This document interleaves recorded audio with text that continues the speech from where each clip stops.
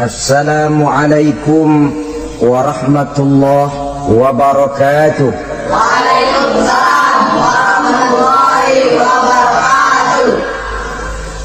Alhamdulillah wassalatu wassalamu ala sayyidina Rasulillah sayyidina wa maulana Muhammad ibn Abdullah wa ala alihi wa sahbihi wa mawala.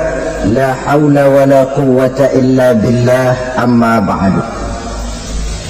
Bapak-bapak, ibu-ibu, saudara-saudara kaum muslimin rahimakumullah. Rumah tangga bahagia menurut agama kita. Sebagaimana yang sama kita maklum bahwa manusia hidup memerlukan idola, memerlukan figur-figur yang akan dijadikan contoh di dalam kehidupannya. Sifat ini dinamakan hubbut taklid atau kecenderungan untuk meniru, dan nampak lebih menonjol pada kehidupan anak-anak remaja atau para pemuda. Siapa yang menjadi idolanya, siapa yang menjadi sentral figur dalam kehidupannya, itulah yang akan dijadikannya sebagai contoh. Kalau idolanya adalah Mick Jagger misalnya, maka tentu yang akan dicontohnya adalah Mick Jagger. Mulai gaya rambutnya, gaya pakaiannya, sampai kepada gaya jalan dan hidupnya. Soal pantas atau tidak pantas urusan nomor 16. Yang penting nyontoh dulu. Inilah kecenderungan daripada manusia. Bagi kita umat Islam, contoh ideal, figur sentral yang sepatutnya jadi idola tidak lain adalah junjungan kita Nabi besar Muhammad sallallahu alaihi wasallam. Beliau menjadi contoh dan panutan oleh karena kepribadiannya yang kompleks. Sejak dari seorang pemimpin negara yang adil, sampai kepada seorang jenderal yang gagah berani di medan perang, sampai kepada seorang diplomat yang ulung, pedagang yang jujur, suami yang bertanggung jawab, ayah yang penuh kasih sayang dengan anak-anaknya, dan di dalam keseluruhannya beliau merupakan uswatun hasanah. Termasuk dalam membina rumah tangga bahagia, contoh kita tidak lain adalah rumah tangga beliau. Bagaimana sih rumah tangga Nabi kita itu? Beliau berkata dalam dua kalimat yang singkat tapi punya pengertian yang sangat luas dan dalam tentang rumah tangganya. Beliau mengatakan, baiti jannati, rumah tanggaku adalah sorga bagiku. Satu cerminan yang merupakan refleksi dari keadaan yang membawa kebahagiaan. Padahal sepanjang sejarah yang kita baca, rumah beliau kecil saja. Sarapan pagi pun cuma seteguk air zam-zam, sepotong roti, kadang-kadang sebutir kurma. Tidurnya di atas kain kasar yang separuh jadi selimut, separuh jadi alas tidur. Tetapi di tengah kondisi yang semacam itu, beliau sanggup berkata, baiti jannati, rumah tanggaku adalah surga bagiku. Kenapa kita yang hidup di zaman sekarang, di mana fasilitas sesungguhnya serba lebih menunjang untuk berkata semacam itu, malah kita berkata sebaliknya, baiti nari, rumahku adalah laksana neraka bagiku. Padahal kalau dilihat, rumahnya pun kadang-kadang bertingkat, kendaraan serba berkilat, uang banyak berlipat-lipat, istri pun tak kurang cantik memikat, kadang-kadang jumlahnya 4.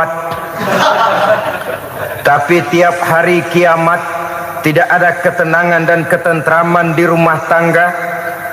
Saudara hadirin kaum muslimin rahimakumullah, mengapa Rasul sampai mengatakan baiti jannati, rumahku adalah laksana surga bagiku? Inilah pokok pembicaraan kita pada pertemuan kali ini. Sebagaimana yang kita maklum bahwa nikah dalam pandangan Islam bukan hanya sekedar untuk memenuhi kebutuhan biologis manusiawi, tidak hanya sekedar untuk memperkembangbiakkan keturunan, dan juga tidak pula untuk memperturutkan hawa nafsu. Lebih daripada sekedar itu, nikah dalam pandangan Islam merupakan ibadah. Oleh karena ibadah, maka seluruh tujuan ibadah, apakah dia bernama solat, apakah dia bernama puasa, zakat, sodako, haji dan lain sebagainya, seluruh daripada tujuan ibadah, target utamanya adalah mardhatillah atau keridhaan daripada Allah Subhanahu wa taala. Kalau nikah itu ibadah, maka sesungguhnya tujuan utama dari pelaksanaan suatu pernikahan tidak lain hanya untuk mencari keridhaan dari Allah Subhanahu wa taala.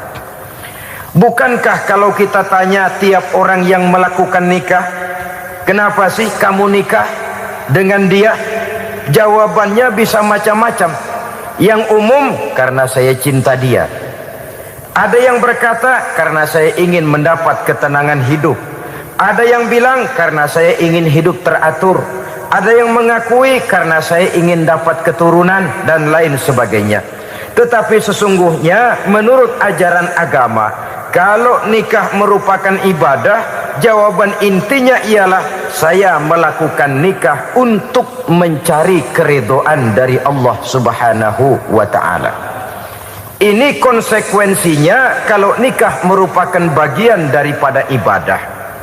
Rumah tangga yang didirikan atas dasar mencari keridhaan Allah, maka akan diwarnai oleh nilai-nilai luhur daripada ajaran agama. Tanpa harta orang memang sulit untuk bahagia, tapi harta bukan jaminan orang lalu akan bahagia. Harta pada satu saat akan berakhir, kecantikan akan berkurang, pangkat dan jabatan akan sampai kepada batasnya. Tetapi agama, keyakinan, nilai-nilai iman, itulah pegangan kita yang kekal dan abadi. Sebab itu dalam surah Ar-Rum ayat ke-21 Allah Subhanahu wa taala menjelaskan, "Wa min ayatihi an khalaqalakum min anfusikum azwajan litaskunu ilaiha wa ja'ala bainakum mawaddatan wa rahmah." Dan di antara tanda-tanda kebesaran Allah, dijadikannya bagimu istri-istrimu dari diri kamu sendiri, litaskunu ilaiha, agar kamu bisa hidup tenang bersamanya, wa ja'ala bainakum mawaddata wa rahmah, dan dijadikannya di antara kamu rasa cinta dan kasih sayang. Umumnya pernikahan terjadi karena mawaddatan wa rahmah ini, cinta dan kasih sayang. Atas dua dasar itulah rumah tangga didirikan orang. Atas dasar itulah seorang laki-laki dan seorang perempuan memadu janji untuk membagi suka dan duka dalam hidup ini secara bersama-sama. Namun kalau kita renungi ayat ini, Allah tidak hanya menjadikan cinta, tapi Allah juga menjadikan kasih sayang. Apa bedanya cinta dan kasih sayang? Apa bedanya mawaddatan warahmah ini? Saudara, mawaddah yang artinya cinta, itu sasarannya biasanya adalah jasmani, kecenderungan biologis. Itu akan berakhir. Orang yang mendirikan rumah tangga cuma karena kecenderungan biologis, cuma karena rasa cinta semata-mata, cinta biasanya terkait kepada keindahan. Betul apa benar? Biasanya orang mudah jatuh cinta kepada sesuatu yang punya nilai keindahan. Makanya anak muda jarang yang jatuh cinta sama nenek-nenek. Cinta selalu memandang segi keindahannya. Ini yang namanya mawaddah. Allah tidak mengingkari itu, silakan. Bahwa manusia secara naluri senang kepada serba keindahan, wajar-wajar saja. Tetapi tidak cuma mawaddah, Allah juga menciptakan rahmah, kasih sayang. Mawaddah mungkin ada akhirnya, tapi rahmah tidak akan pernah ada akhirnya. Kalau mawaddah adalah berkecenderungan kepada biologis, jasmaniah, maka rahmah kecenderungan kepada nilai-nilai rohani, kepribadian, kejiwaan dan lain sebagainya. Dikala pernikahan di bawah umur 40 tahun mungkin masih banyak mawaddahnya, rasa cintanya. Tapi 40 bahkan 50 tahun ke atas, rasanya orang berumah tangga kalau sudah 50 tahun ke atas itu lebih banyak kasih sayangnya ketimbang cinta-cintaannya. Kalau satu rumah tangga hanya didirikan atas dasar mawaddah saja, atas dasar cinta saja, padahal cinta itu terpaut kepada hal-hal keindahan, keindahan satu saat akan menurun. Ya tentu sebagaimana yang kita maklum bersama-sama, belum punya anak memang cantik. Sudah punya anak, kecantikan mulai menurun. Punya anak 2, kulit mulai mengkerut. Punya anak 3, onderdil mulai dol. Punya anak 4, apalagi tidak pandai merawat diri, persis dompet tanggung bulan. Kalau rumah tangga didasarkan kepada rupa yang cantik saja, cinta akan bisa berpindah, paling tidak akan berkurang nilainya. Sebab itu Allah tidak hanya menyediakan mawaddah warahmah, dijadikannya di hatimu itu tidak cuma sekedar cinta, tapi juga kasih sayang. Nah, kasih sayang inilah apabila berakar dan berurat dari nilai-nilai keagamaan yang akan menopang jalinan rumah tangga bahagia, mengukuhkan usaha untuk mencapai mardhatillah atau keridhaan daripada Allah Subhanahu wa taala. Dengan demikian, berumah tangga bukan tujuan. Ini kalau kita lihat dari segi agama. Berumah tangga cuma alat untuk mencapai mardhatillah, keridhaan daripada Allah.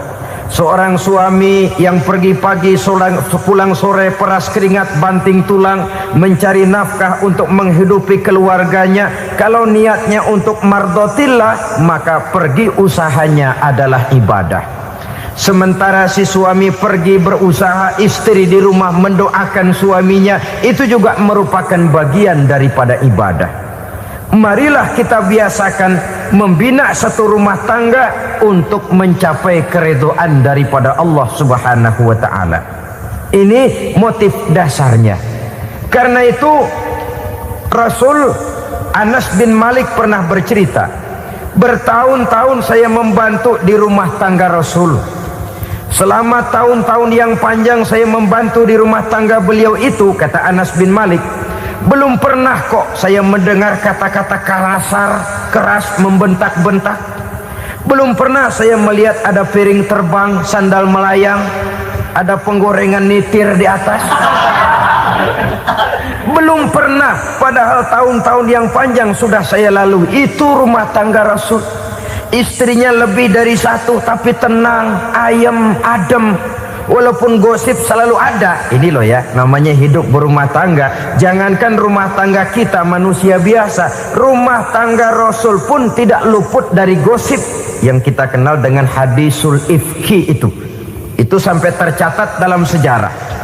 Tetapi yang jelas, dengan istri yang lebih dari 1, rumah tangganya tenang, tentram, adem. Kita di rumah tangga istri 1, seminggu 7 hari, berantemnya 6 hari. Cuma 1 hari gencatan senjata. Saudara hadirin yang saya muliakan, kalau tujuan rumah tangga adalah mardhatillah, apa ciri dari suami istri yang menegakkan rumah tangga untuk mencapai ridho Allah itu? Pertama, sepasang suami istri yang membina rumah tangga semata-mata untuk mencapai keridhaan Allah, cirinya yang pertama, bersyukur apabila beroleh nikmat. Ini ciri yang pertama. Bersyukur kepada Allah, kepada sesama berterima kasih. Suami berterima kasih kepada istri, bertahun-tahun didampingi hidupnya, dicucinya pakaiannya, dimasaknya makanannya. Tidak istri mengeluh walau hidup lebih banyak kurangnya daripada cukupnya. Suami pandai berterima kasih kepada istrinya. Sementara istri pun bisa berterima kasih kepada suaminya. Bertahun-tahun suami peras keringat, banting tulang mencari nafkah, menjadi palang dada terdepan apabila ada masalah-masalah yang besar. Kedua-duanya lalu punya timbangan. Nah inilah ya, saya pesan kepada suami, kepada para suami, kepada para istri, supaya di rumah ada timbangan. Perlunya apa? Kalau pada satu saat istri kita salah, suami cepat-cepat ambil timbangan, lalu ditimbang mana yang lebih berat, salahnya atau dosanya, benarnya atau kesalahannya. Ini istri saya jasanya begini, lalu jasanya begini, salahnya ini, mana yang lebih besar, jasanya atau salahnya? Dengan adanya timbangan, maka keputusan akan objektif. Tapi kalau timbangannya emosi, salah sedikit saja sudah main bentak, main usir, akhirnya keputusan akan mendatangkan kerugian. Sebaliknya, kalau suami yang salah, istri ambil timbangan, ditimbang mana lebih besar, jasanya atau salahnya. Jangan sampai nanti terjadi pepatah, panas setahun habis dihapus oleh hujan satu hari. Jasa istri yang puluhan tahun hapus oleh kesalahannya yang sedikit, atau jasa suami yang bertahun-tahun hapus oleh kesalahannya yang sebenarnya tidak seberapa. Akibat apa itu terjadi? Karena tidak adanya timbangan. Dari rasa bersyukur dan dari rasa berterima kasih ini, saudara-saudara, akan timbullah sifat saling menghargai. Suami menghargai istri, istri pun menghargai suami. Istiqomah, dikasih uang 5.000 senyum, dikasih uang 500 senyum. Itu namanya istri yang pandai bersyukur. Kalau tidak, 5.000 nyengir, 500 manyun. Tahu manyun? Kayak bemok nyari setoran, monyong saja. Ada sikap istiqomah di dalam membina kehidupan berumah tangga ini. Lalu mengerti posisi suami, ini termasuk tanda berterima kasih. Suami saya itu kerjanya apa, golongannya apa, gajinya sebulan berapa. Atas dasar itu, lalu istri menjadi istri yang tahu diri. Walaupun suami harus menyenangkan istri, istri pun hendaknya nimbang, tahu batas kemampuan suami. Kemauan mungkin tidak terbatas, tapi kemampuan sangat terbatas. Kalau suami pegawai kecil, ya mintalah yang kecil-kecil. Kalau suami pegawai rendah, mintalah yang sesuai dengan kemampuannya. Jangan suami gajinya cuma 50.000 sebulan, istri menuntut minta dibeliin gelang yang kayak pelek becak.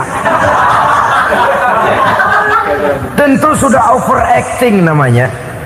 Saudara hadirin yang saya muliakan, kunci awalnya bersyukur kepada Allah. Kalau sudah bisa berterima kasih kepada manusia, hati ini akan mudah bersyukur kepada Allah. Rumah tangga yang pandai bersyukur, berapapun kecilnya nikmat, bukan kecilnya yang dia lihat, tapi karunia Allah yang dinilai. Sehingga dari rasa berterima kasih kepada manusia akan timbullah rasa syukur kehadirat Allah Subhanahu wa ta'ala. Itu yang sering diistilahkan orang, kalau dia punya mobil, dia berkata alhamdulillah kita punya mobil, tetangga kita cuman punya motor. Kalau dia punya motor, syukur kita punya motor, tetangga kita cuman punya sepeda, kemana-mana kekejek melulu. Kalau dia punya sepeda, alhamdulillah punya sepeda, tetangga kita sebelah nggak punya apa-apa, kemana jalan kaki saja. Kalau dia jalan kaki, alhamdulillah kita masih bisa jalan. Tetangga kita sebelah lumpuh bertahun-tahun nggak kemana-mana. Kalau dia lumpuh, alhamdulillah kita masih hidup. Tetangga kita kemarin mati nggak balik lagi.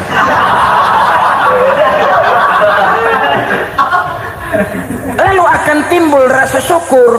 Tapi kalau sudah lumpuh ngelihat yang bisa jalan ngelihat yang naik sepeda, yang punya sepeda lihat yang punya motor lihat yang punya mobil lihat yang punya pesawat. Kapanlah kita ini pandai bersyukur? Sebab kesenangan seperti pelangi, tidak pernah di atas kepala kita, selalu kelihatannya di atas kepala orang lain. Sehingga kalau ngobrol orang sering bilang, lu sih enak lo gue lihat, gue keblangsak amat nih ya. Setiap orang ngomong kepada kita begitu nadanya. Kita yang dilihat enak, sementara kita melihat orang lain enak. Tukang tahu melihat tukang tempe enak, tukang tempe melihat tukang tuak enak, tukang tuak bilang tukang sirsak enak. Enak itu seperti pelangi. Namun kalau kita mau merenungi, tidak pernah Allah berhenti memberikan nikmat kepada kita.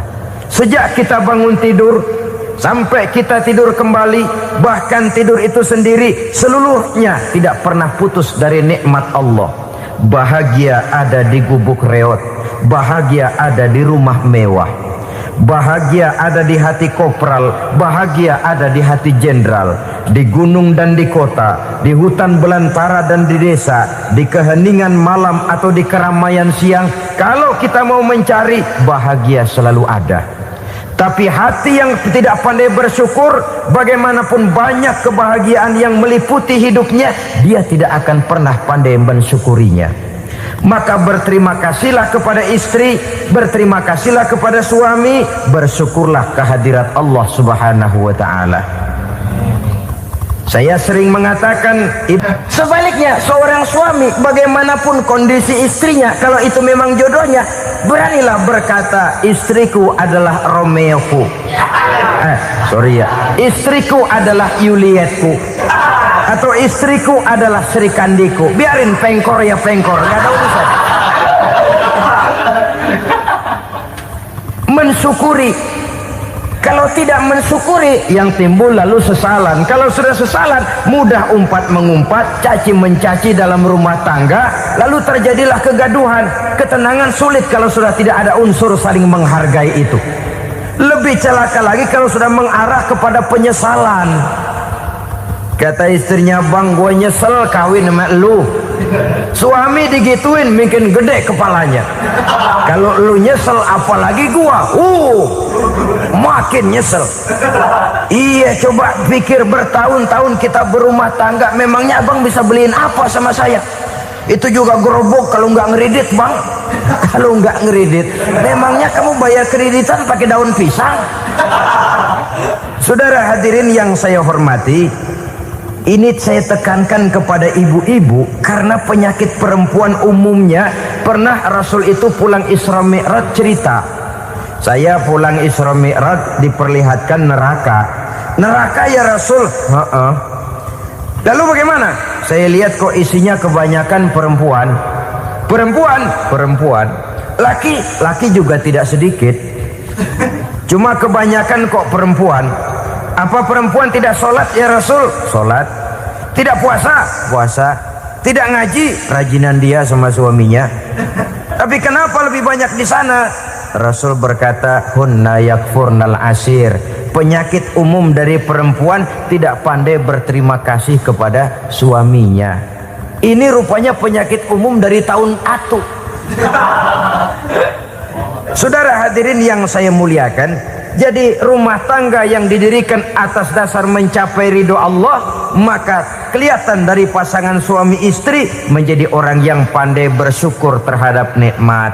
Bukankah dalam surah Ibrahim ayat 7 Allah berjanji, la in syakartum la azidannakum wa la in kafartum inna azabi lasyadid.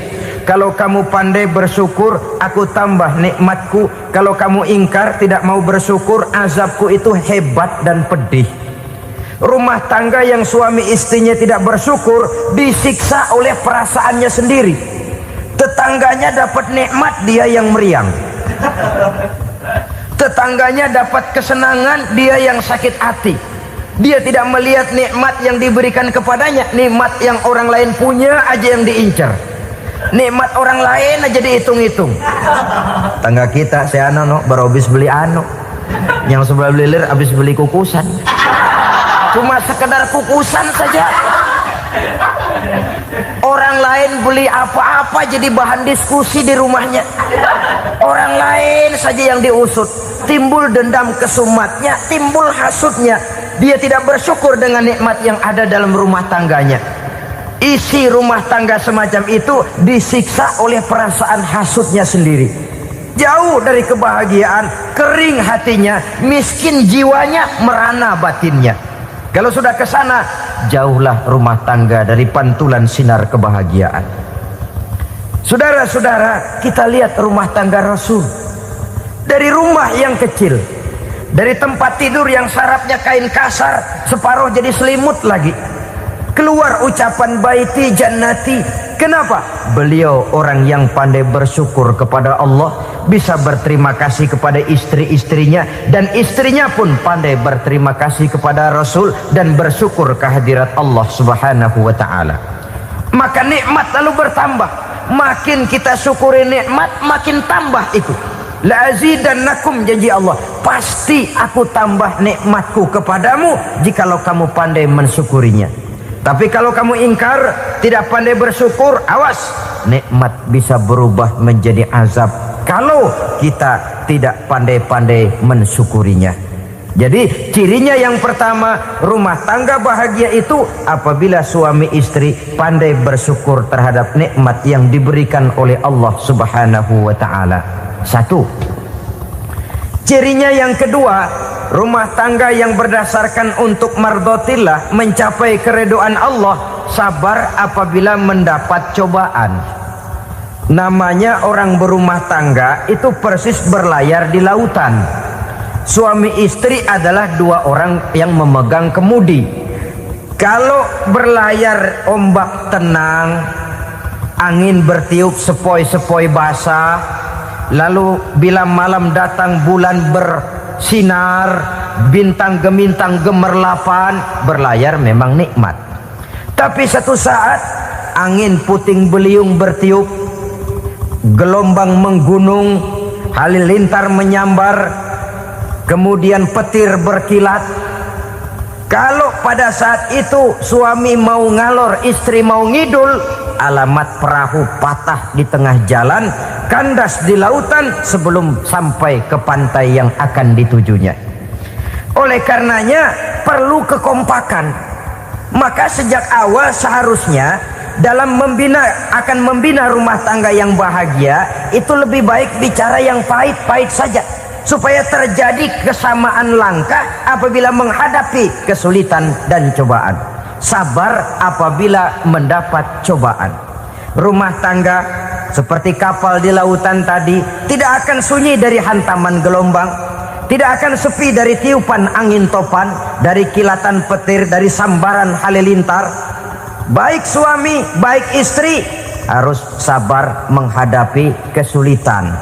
Kadang kesulitan dari segi ekonomi, kadang kesulitan dari segi mengarahkan dan mendidik anak-anak, kadang kesulitan karena banyak orang yang hasut dengan kita, kadang kesulitan berbagai macam lah yang menyebabkan kesulitan. Rumah tangga yang bertujuan mencapai ridho Allah sabar menghadapi segala macam kesulitan. Saudara-saudara kaum muslimin rahimakumullah, kesulitan adalah bagian daripada perjalanan hidup. Siapa orangnya yang tidak pernah menemukan kesulitan dalam kehidupan? Rasanya hampir tidak ada. Dan memang kesulitan bukan untuk ditakuti. Kesulitan justru untuk diatasi, dicarikan jalan keluarnya. Begitulah suami istri yang bertujuan mencari ridho Allah. Manakala suami berada dalam kesulitan, istri mencarikan jalan keluar atau berusaha memberikan jalan keluar. Sebaliknya, manakala istri dalam kesulitan, suami bisa mencarikan jalan keluarnya. Sabar dalam menghadapi segala macam kesulitan. Dalam surah Luqman ayat 17, Allah Subhanahu wa taala berfirman, "Wasbir 'ala ma asabak, inna dzalika min azmil umur." Dan bersabarlah terhadap apapun yang menimpa kamu. Bersabarlah terhadap segala kesulitan yang kamu hadapi, karena sesungguhnya yang demikian itu merupakan sebagian dari perkara-perkara yang telah ditetapkan oleh Allah Subhanahu wa taala. Saudara-saudara kaum muslimin yang berbahagia, kunci sabar sesungguhnya terletak pada keyakinan bahwa segala sesuatu berasal dari Allah dan segalanya akan kembali kepada Allah Subhanahu wa taala. Rumah tangga yang sabar di dalam menghadapi kesulitan-kesulitan biasanya akan lebih mudah mencari jalan keluar. Tapi kalau sedikit kesulitan datang, kita tertimpa oleh kepanikan, oleh kegelisahan, dan oleh ketakutan yang tidak beralasan, maka kesulitan itu bukan saja tidak dapat diatasi, malah rasanya akan menjadi semakin besar di dalam kehidupan kita. Tidak ada rumah tangga yang tidak pernah berhadapan dengan kesulitan, bagaimanapun besarnya rumah tangga itu. Itulah sebabnya kita memerlukan orang lain. Hidup berumah tangga itu seperti orang punya mata. Kalau mata kita kelilipan, kalau mata orang lain kelilipan, gampang kita tiup. Tapi kalau mata kita sendiri yang kena kelilipan, tentu kita memerlukan orang lain untuk meniupnya. Oleh karenanya, suami istri harus saling mencarikan jalan keluarnya.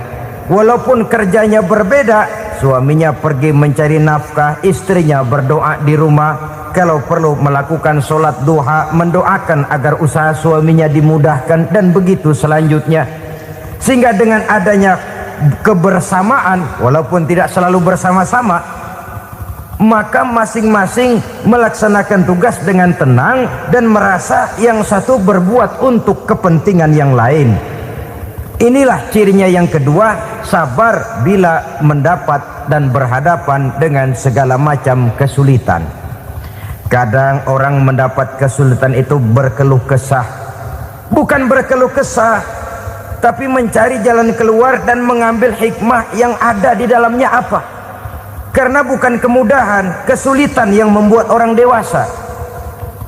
Bukan kemudahan, tapi kesulitan yang membuat orang berpikir, dinamis, kreatif.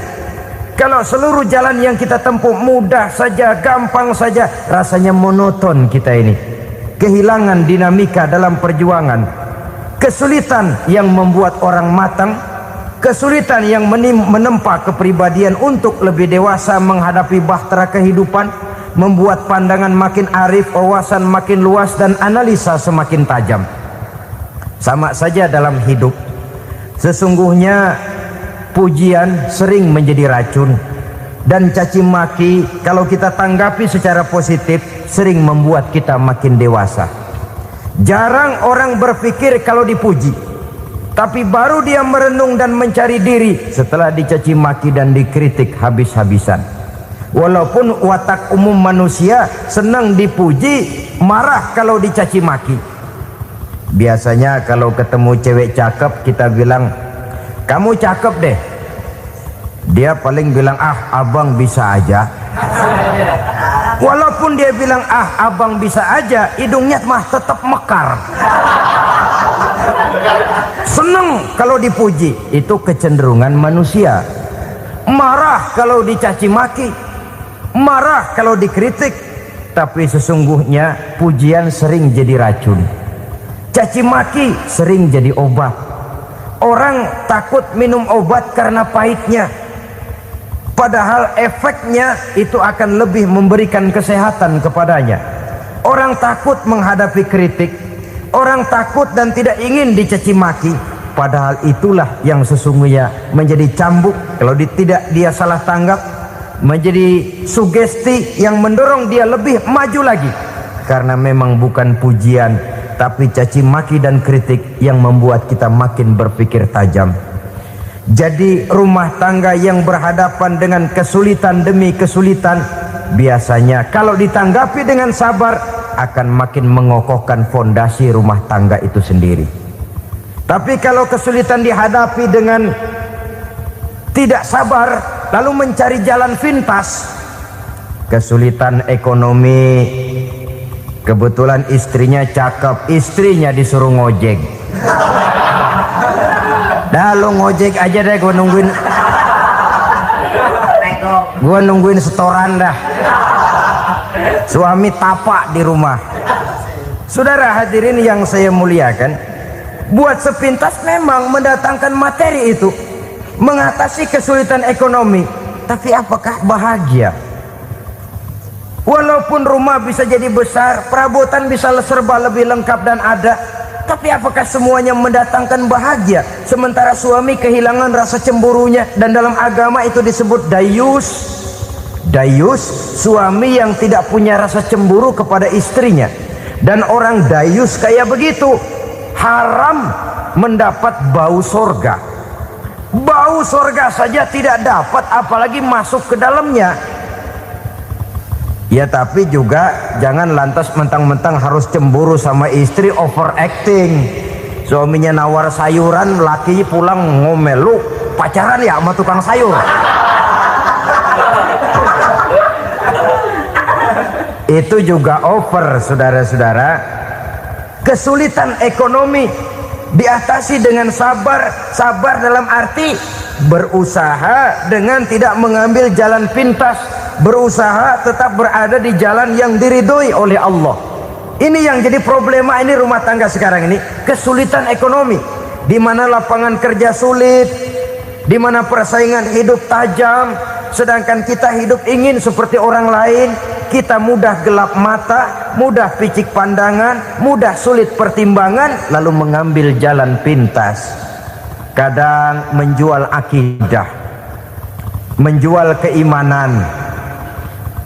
Kebetulan pendaringan kering, ada yang nawarin beras 3 liter sama supermi 2 bungkus.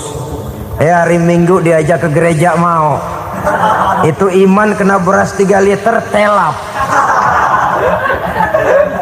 Kesulitan ekonomi, saudara-saudara, sehingga Imam Ali pernah berkata, kadal fakru ayyakuna kufron.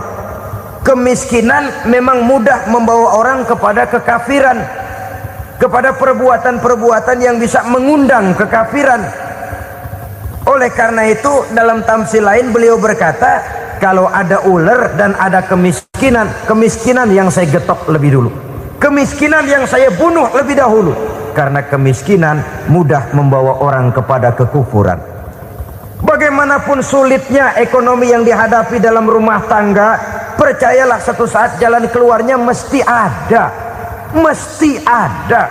Jangan sampai mengambil jalan pintas yang membuat kita keluar dari jalan yang ditinjau dari segi kemasyarakatan pun mendatangkan aib, ditinjau dari kehormatan berkeluarga pun mendatangkan nista, ditinjau dari segi ekonomi pun barangkali tidak akan mendatangkan kelimpahan materi. Jalan pintas pada umumnya, saudara-saudara, hanya memberikan kenikmatan yang sekejap. Dan apalah itu artinya kalau harus mengorbankan kesenangan yang abadi dan kekal. Kadang-kadang mengorbankan anaknya sendiri, anaknya dikomersilkan. Pokoknya siapa yang nyamper lu berangkat aja dah. Asal pulang nenteng pisang sama jeruk sebongsang, orang tua udah anteng aja udah. Saudara hadirin yang saya muliakan, setiap kita selalu berhadapan dengan kesulitan. Karena itu rumah tangga yang bertujuan mencapai mardhatillah, mereka sabar dalam menghadapi kesulitan. Tidak ada beras, puasa saja, puasa sunnah, puasa sunnah. Lapar tapi ada pahalanya, daripada tidak puasa lalu ngegerundel. Brengsek Tuhan, gue sembahyang melulu lapar juga. Sudah lapar tidak berpahala. Bukankah Rasulullah sendiri kalau pulang ke rumah Aisyah lalu berkata, ya Humairah, ada makanan hari ini? Ada makanan yang enggak ada bang. Alhamdulillah, kalau begitu saya puasa. Pulang dari mana-mana perut lapar, mau makan tidak ada makanan, bukan marah, bukan ngamuk, puasa. Maka boleh puasa sunnah, niatnya udah siang, jam 10, jam 11, asal dari pagi belum makan apa-apa. Niatnya jam 10, sah, dengan catatan dari pagi belum makan apa-apa. Jangan sudah sepiring setengah baru niat, itu lain. Itu ngojek namanya itu. Pengertian dalam kesulitan. Satu malam beliau pulang dari masjid agak larut. Habis ngajar banyak yang bertanya. Ketuk pintu, assalamualaikum. Assalamualaikum. 3 kali beliau memberi salam, tidak ada jawaban, tidak dibukakan pintu. Rupanya istri beliau lelah bekerja di waktu siang, tidurnya pules benar. Marahkah Rasul? Tidak. Beliau gelar sorban, tidur di depan pintu. Asraful anbiya wal mursalin ini, Rasul termulia ini, karena menghargai istrinya, tidur di depan pintu. Sampai Aisyah bangun sepertiga malam, terkejut buka pintu, suaminya ada di depan pintu. Beliau bangunkan. Ketika dibangunkan, Rasul lebih dulu berkata, maaf sayang, saya pulang terlambat. Sudah nggak dibukain pintu, tidur di depan, dibangunin, beliau duluan yang minta maaf. Pengertian. Kalau emosi, memang nggak dibukain pintu, tidur di depan. Begitu dibukain, yang enak kita tunjuk jidatnya.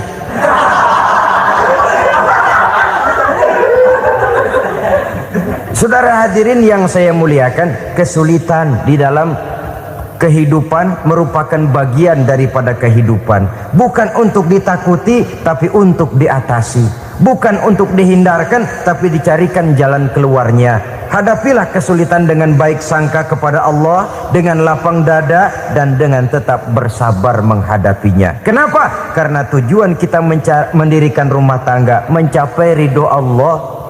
Kalau anak kita perjualbelikan, kalau istri kita komersilkan, kalau akidah kita jual untuk mempertahankan rumah tangga, bukankah makin jauh saja rumah tangga itu dari ridho Allah? Ini tujuan utamanya. Yang ketiga, rumah tangga yang bertujuan mardotillah itu, suami istri yang merupakan fondasi di rumah tangga, suami sebagai pemimpin, istri sebagai pembina, selalu musyawarah dalam menyelesaikan persoalan. Walaupun istri ditakdirkan sebagai pemimpin dan suami sebagai pemimpin dan istri yang dipimpin, tapi agama menganjurkan musyawarah. Jangan mentang-mentang istri nyari duit, suami nyari duit, lalu menteleng. Segalanya mau diktator, segalanya mau sendiri. Rumah tangga yang bertujuan mencapai ridho Allah selalu didirikan atas dasar musyawarah. Sehingga apabila sesuatu itu dihasilkan dari suasana musyawarah, tidak akan melahirkan penyesalan di belakang hari. Kalau tidak berjalan menurut seleranya masing-masing, belakangan timbul penyesalan, akhirnya main salah menyalahkan. Kalau sudah saling salah menyalahkan, itu artinya sudah saling mengungkit kekurangan masing-masing. Akibatnya tidak ada lagi saling menghargai. Jadi dengan demikian musyawarah di dalam menyelesaikan persoalan. Menghadapi kesulitan ekonomi, musyawarah. Menghadapi kenakalan anak, musyawarah. Akan membeli ini dan itu, sebaiknya juga musyawarah. Kalau merupakan hasil musyawarah, maka saudara-saudara hasilnya pun akan dihadapi oleh bersama. Enak rasakan bersama, tidak enak rasakan bersama. Kenapa? Tadinya musyawarahnya bersama-sama juga. Lah kalau hasil sendirian, giliran enak mungkin yang satu mau ikut, giliran tidak enak yang satu nuding. Gua kata juga apa? Kan begitu akibatnya kalau tidak berdasarkan musyawarah lebih dahulu. Maka insya Allah hasil musyawarah ini setidaknya tidak akan mendatangkan sesalan di belakang hari nantinya. Saudara-saudara kaum muslimin rahimakumullah, ciri yang keempat, sepasang suami istri yang bertujuan mencapai ridho Allah dalam upaya mencapai rumah tangga bahagia itu tawakal apabila mempunyai rencana.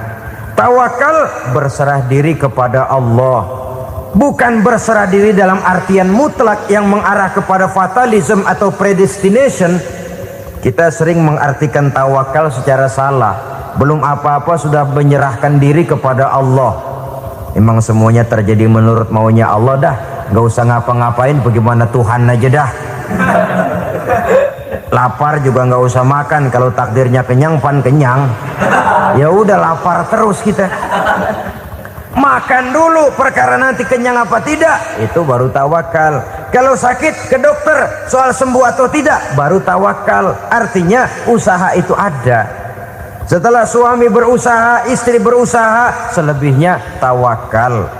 Apa perlunya tawakal? Apabila berhasil tidak lupa daratan, apabila berhasil tidak lupa diri, apabila gagal tidak putus asa. Sehingga dengan demikian dari tawakal ini lahirlah pondasi yang kokoh membina rumah tangga yang bahagia dalam upaya mencapai keridhaan daripada Allah Subhanahu wa taala. Apapun yang kita laksanakan di rumah tangga, tujuan intinya tetap untuk mencapai keridhaan Allah. Beli kendaraan untuk mencapai ridho Allah, lalu dipakai ngaji, dipakai ke masjid dan sebagainya. Beli peralatan rumah tangga untuk mencapai ridho Allah, mendidik anak untuk mencapai ridho Allah, membantu keluarga untuk mencapai ridho Allah, dan begitu selanjutnya. Tawakal apabila mempunyai rencana. Kemudian cirinya yang kelima, suami istri yang bertujuan mencapai ridho Allah selalu mempererat silaturahmi. Sebab seperti sudah saya sampaikan pada pertemuan terdahulu, dalam berumah tangga itu ada orang tua, ada mertua. Itu cuma perbedaan istilah, tapi hakikatnya adalah sama.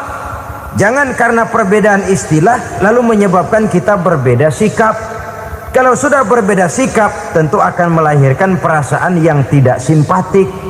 Sebaiknya suami istri kalau sudah berumah tangga, jadikanlah orang tua tempat cerita yang enak saja.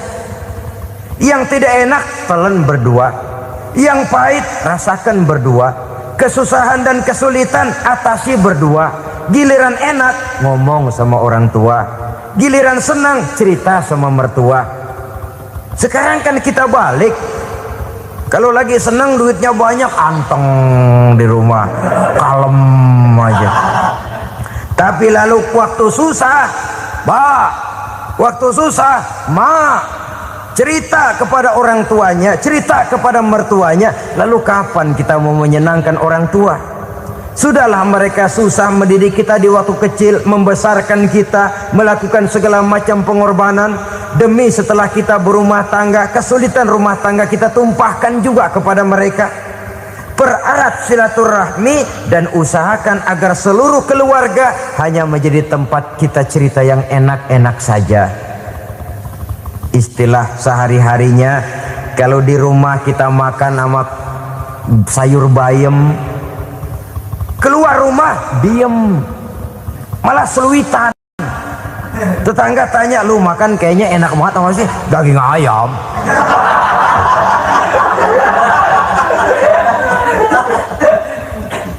Lalu tetangga kan akan berbisik, itu makannya tuh orang enak bener ya, rumah tangganya tiap hari makan sama daging ayam.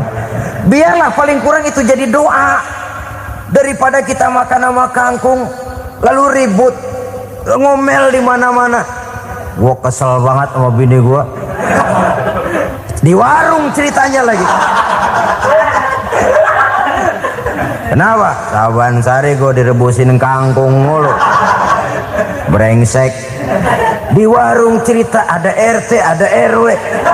Gara-gara makan sama kangkung se-RT tahu. Akhirnya mungkin kalau kita berangkat orang hitung dari jauhan, lihat kangkung liwat gitu.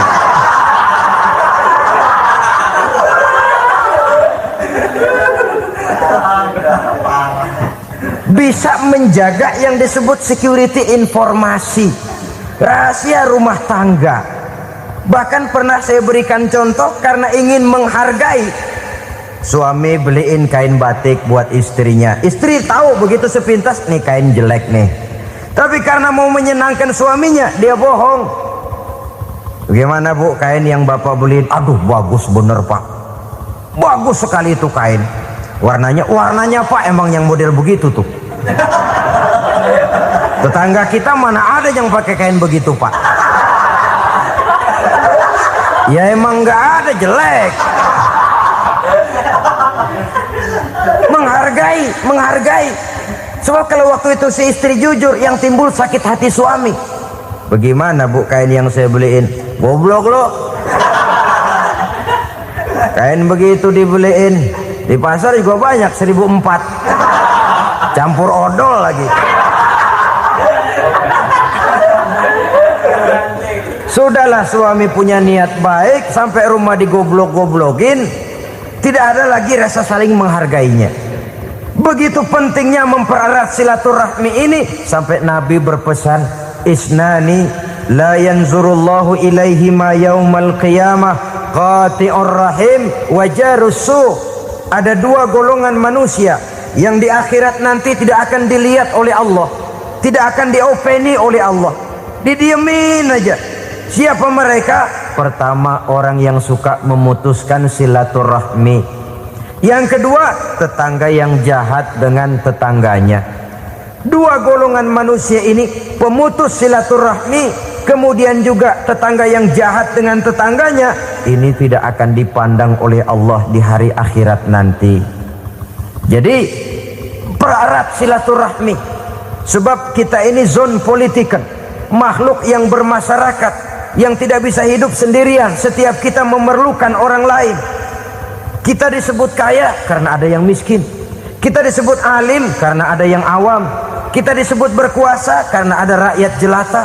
Tanpa rakyat tidak ada penguasa, tanpa yang miskin tidak ada orang kaya. Kalau tidak ada yang jelek, siapa yang bilang cakep? Karena ngimbangi. Saudara hadirin, atas dasar ini mestinya kita selalu bersyukur dalam segala posisi, tidak lalu salah terima kepada karunia yang diberikan Allah kepada kita. Saudara hadirin yang saya hormati, pererat silaturahmi, jadikan orang-orang tua kita tempat kita cerita yang enak-enak saja. Yang tidak enak, telan sendiri, usahakan sendiri, carikan jalan keluarnya sendiri.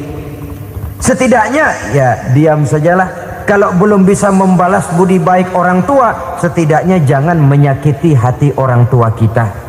Sudah lelah dan payah dia mengasuh kita, membesarkan kita, merawat kita, demi setelah kita berumah tangga, seluruh kesulitan kita bawa lagi kepadanya. Karena itu buat para istri juga ini perhatian, kalau dimarahi suami jangan cepat-cepat pulang ke rumah orang tuanya. Nggak boleh diomelin dikit, main buntal aja.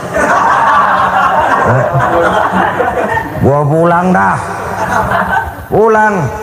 Sampai sana cerita habis-habisan, dikucek kejelekan suaminya. Nanti 2-3 hari balik aja lagi, kan nggak lucu jadinya. Saudara hadirin, begitu juga suami mencaci maki habis istrinya, 2-3 hari baik aja lagi. Konyol, istrinya sudah dicaci maki habis-habisan, dijeleki leluhur-leluhurnya, 2-3 hari baik lagi, mesraan lagi. Kata bininya dalam hati, gua lu jelekin juga, lu pakai juga, payah.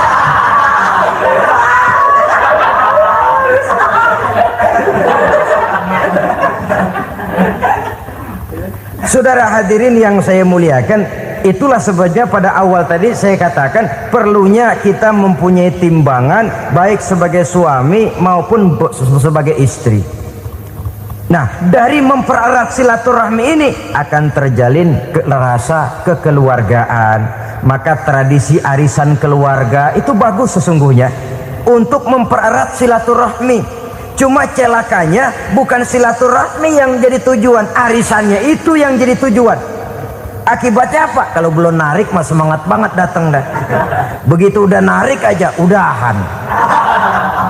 Itu celakanya. Akhirnya silaturahminya jadi nomor 2, arisan semata-mata yang menjadi tujuan. Sesungguhnya itu bagus untuk mempererat silaturahmi. Karena kalau kita dengan kita sesama saudara sudah tidak saling mau mengenal, bagaimana dengan anak-anak kita? Bagaimana dengan cucu-cucu kita? 2-3 generasi yang akan datang tentu akan lebih saling tidak mengenal lagi. Baiklah ya, yang keenam, suami istri yang bertujuan untuk mencapai keridhaan Allah itu selalu berusaha tolong menolong di dalam kebajikan. Sebab Allah pesankan itu di dalam Al-Maidah ayat 6, wa ta'awanu 'alal birri wat taqwa wa la ta'awanu 'alal itsmi wal 'udwan. Bertolong-tolonganlah kamu di dalam kebaikan, di dalam bertakwa kepada Allah. Jangan bertolong-tolongan di dalam maksiat, di dalam dosa, dan di dalam usaha yang menimbulkan permusuhan.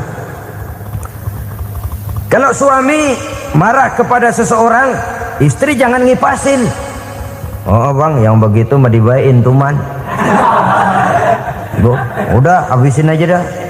Anak-anaknya marahin sekalian. Ngipasin. Istri kesel sama tetangganya, suami ngipasin. Emang tuh tetangga kita, hahu. Habis orang dikipasin. Ta'awanu 'alal birri wat taqwa, bertolong-tolonganlah di dalam kebaikan. Istri malas ngaji, suami mendorong, memberikan sugesti. Suami malas berusaha, istri memberikan sugesti. Saling tolong menolong di dalam kebaikan dan takwa, dan jangan tolong menolong dalam dosa dan permusuhan. Kata suami, Bu, daripada kita melarat terus hidup, kita piara tuyul yuk. Kata istrinya, nah ini sudah menyimpang bang, bersabarlah, bagaimanapun insya Allah kita tidak akan mati kelaparan. Piara tuyul itu nanti jadi pindah akidah, merusak iman, berteman dengan setan.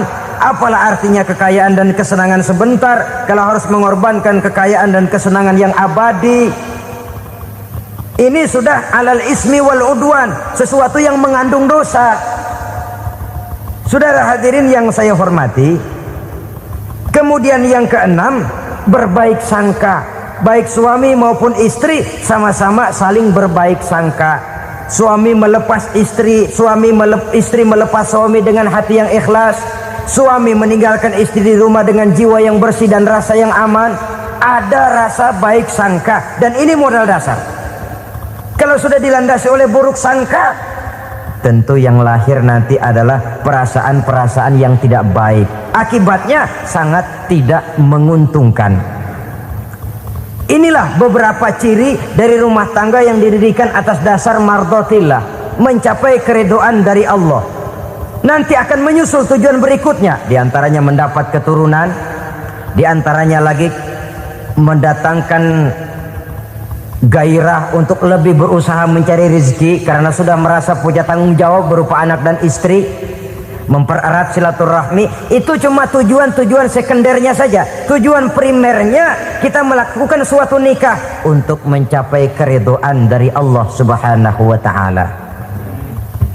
Silakan punya istri cantik, kaya, tapi tujuan utamanya kita membina rumah tangga untuk mencapai ridho dari Allah.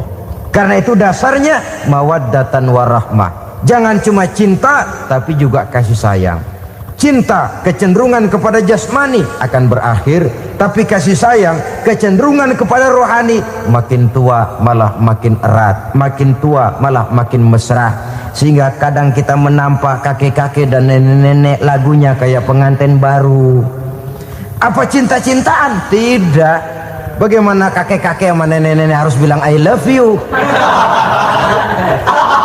Yang masih ada itu waktu itu mawaddah, kasih dan sayang. Itu yang akan kekal, itu yang akan abadi. Tanpa materi orang sulit untuk bahagia, tapi materi semata bukan jaminan orang untuk bahagia. Nah, ciri yang terakhir dari rumah tangga yang bertujuan mencapai ridho Allah, sinar agama kelihatan di dalamnya. Baik suami maupun istri sama-sama orang yang taat melaksanakan ajaran agama. Saudara, mudah-mudahan walaupun singkat dapat menjadi sumbangan moral dalam kita mewujudkan rumah tangga yang bahagia menurut contoh yang diberikan oleh Rasulullah sallallahu alaihi wasallam. Terima kasih atas perhatian saudara. Mohon maaf atas segala kekurangan. Usikum wa nafsi bitaqwallah. Wassalamu alaikum warahmatullahi wabarakatuh.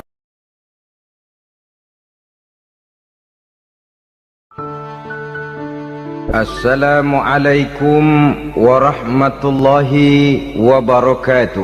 Ala alihi wa sahbihi ajma'in, amma ba'du. Saudara-saudara kaum muslimin rahimakumullah, salah satu dari misi Islam ialah mengangkat harkat dan martabat manusia yang sebelumnya dibedakan oleh warna kulit, oleh suku bangsa dan bahasa. Seluruhnya diikat dengan satu akidah, menghilangkan perbedaan akibat warna kulit, suku bangsa dan bahasa. Termasuk dalam upaya itu betapa Islam telah mengangkat harkat dan martabat kaum wanita. Maka pada pertemuan kali ini kita akan membicarakan tentang peranan wanita sepanjang pandangan agama. Sebelum Islam datang, nasib perempuan nyaris hanya berputar di segitiga saja. Dapur, sumur, kasur. Kasur, sumur, dapur. Seolah-olah wanita terpaut dengan 3 itu tadi. Seolah-olah wanita tidak bisa berbuat lebih banyak daripada itu. Bahkan di tengah masyarakat jahiliyah, bayi perempuan mendatangkan aib sehingga mereka lalu dikubur hidup-hidup. Maka datang Islam dengan tegas mencanangkan satu revolusi yang mengangkat harkat dan martabat kaum wanita. Nabi bersabda, "An-nisa'u imadul bilad, iza saluhat saluhal bilad, wa iza fasadat fasadal bilad." Wanita adalah tiang negara. Jikalau baik wanita, baiklah negara. Jikalau rusak wanita, hancurlah negara. Dalam berbagai ayat Al-Quranul Karim menjelaskan tentang wanita dan peranannya. Al-Quran bercerita tentang Siti Hawa. Al-Quran bercerita tentang anak perempuan Nabi Adam, Iklimah dan Labuda, yang menyebabkan Habil dan Qabil saling berbunuh-bunuhan. Al-Quran menceritakan bagaimana ibunya Nabi Musa mendapat wahyu untuk menghanyutkan anaknya di hilir sungai Nil. Al-Quran bercerita tentang Siti Maryam, ibu daripada Nabi Isa. Al-Quran bercerita tentang 2 putri Nabi Yusuf, yang akhirnya salah satunya menjadi istri daripada Nabi Musa. Pun Al-Quran bercerita tentang Ratu Balkis, seorang wanita yang menjadi penguasa di negeri Sabah, yang demikian besar pengaruhnya dan wawasannya. Dan banyak lagi Al-Quran menceritakan keadaan kaum wanita, sampai-sampai dalam Al-Quran ada satu surah yang dinamakan surah An-Nisa. Ini seluruhnya berarti bahwa Al-Quran telah menempatkan kaum wanita dalam satu posisi yang mulia dan terpuji. Al-Quran memberikan emansipasi, bahwa wanita berhak mengejar kemajuan sebagaimana halnya kaum laki-laki. Tetapi sungguh pun demikian, Al-Quran tetap memberikan batasan-batasan sepanjang emansipasi itu tidak bertentangan dengan kodrat kewanitaan itu sendiri. Kalau persamaan dan kemajuan, kalau emansipasi dan hak asasi sudah tidak sesuai lagi dengan kodrat kewanitaan, pada akhirnya bukan mengangkat harkat dan martabat kaum wanita, justru malah merendahkan derajat dan martabat kaum wanita itu sendiri. Seperti sebagian besar wanita ini, mereka berteriak menuntut tentang persamaan hak, tapi mereka melupa apa batasan daripada persamaan hak itu sendiri. Sesungguhnya Islam dengan segala konsepsinya yang mengangkat martabat kaum wanita itu, memberikan keleluasaan kepada kaum wanita untuk maju bersama laki-laki sepanjang tidak menginjak-injak kodrat kewanitaan itu sendiri. Kalau sudah sampai kepada menginjak kodrat kewanitaan, maka akan merendahkan martabat kaum wanita. Sebab apa? Secara fisik dan psikis, agaknya memang laki-laki sudah ditakdirkan oleh Allah untuk menjadi pembimbing bagi kaum wanita. Walaupun tidak tertutup kemungkinan wanita tampil sebagai pemimpin, tetapi dari segi fisik biologis misalnya, laki-laki itu diciptakan kekar, kuat untuk memikul dan melaksanakan tugas-tugas yang berat. Sedangkan perempuan pada umumnya adalah lembut, ayu, lemot, denok, geboy, dan lain sebagainya.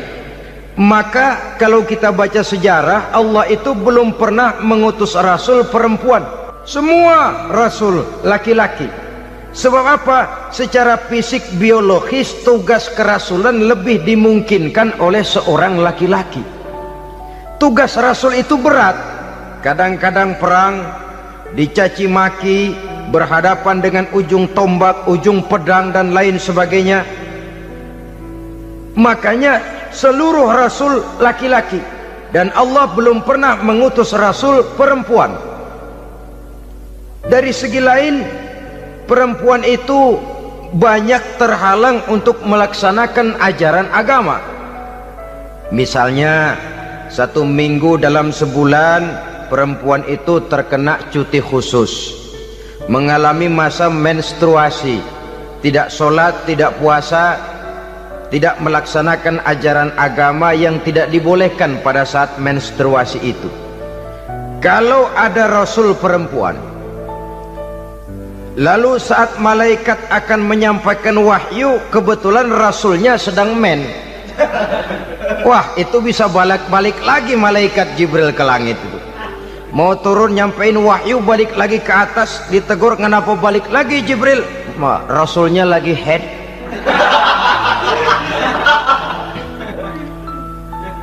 Atau pada saat agama dalam bahaya, agama dalam hinaan, agama dalam ancaman, rasulnya perempuan kebetulan sedang hamil besar. Apa lalu perang ditunda? Pengumuman perang ditunda saja sampai rasul melahirkan. Tentu lebih tidak mungkin lagi. Secara fisik biologis laki-laki lebih memungkinkan untuk melaksanakan tugas kerasulan ini. Maka seluruh rasul yang diutus Allah adalah laki-laki. Saudara hadirin yang saya muliakan, sungguh pun demikian, Islam itu mengangkat martabat wanita sedemikian tinggi sebagai tiang negara yang menentukan jatuh dan bangunnya negara, yang ikut mewarnai bahkan menjadi warnanya suatu negara. Walaupun peranannya memang tidak begitu kelihatan, tapi sesungguhnya amat sangat menentukan. Oleh karenanya, secara umum emansipasi yang digariskan oleh Islam, emansipasi yang tidak bertentangan dengan kodrat kewanitaan di berbagai aspek kehidupan. Kalau sekarang emansipasi ini kelihatannya sudah salah pasang, salah kaprah. Bahkan belum lama kita menyaksikan bagaimana ada binaragawati. Di zaman sekarang perempuan sudah mulai angkat besi. Saya mulai mikir, kalau perempuan sudah pada angkat besi, ini sudah tanda suaminya udah deket dibanting-bantingin ini. Tahun-tahun mendatang mungkin akan menyusul perempuan mulai narik becak.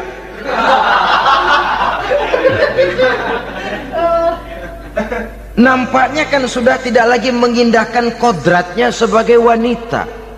Ada olahraga yang hanya pantas dikerjakan oleh laki-laki. Oleh karena itu pada kesempatan ini kita akan mencoba melihat peranan wanita dari berbagai dimensinya. Yang pertama, peranan wanita sebagai istri.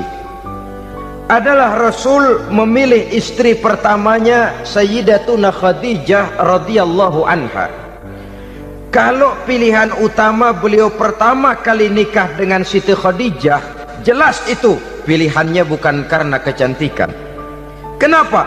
Beliau nikahi Siti Khadijah dalam usia 40 tahun Khadijah dan 25 tahun Rasul. Statusnya janda pula.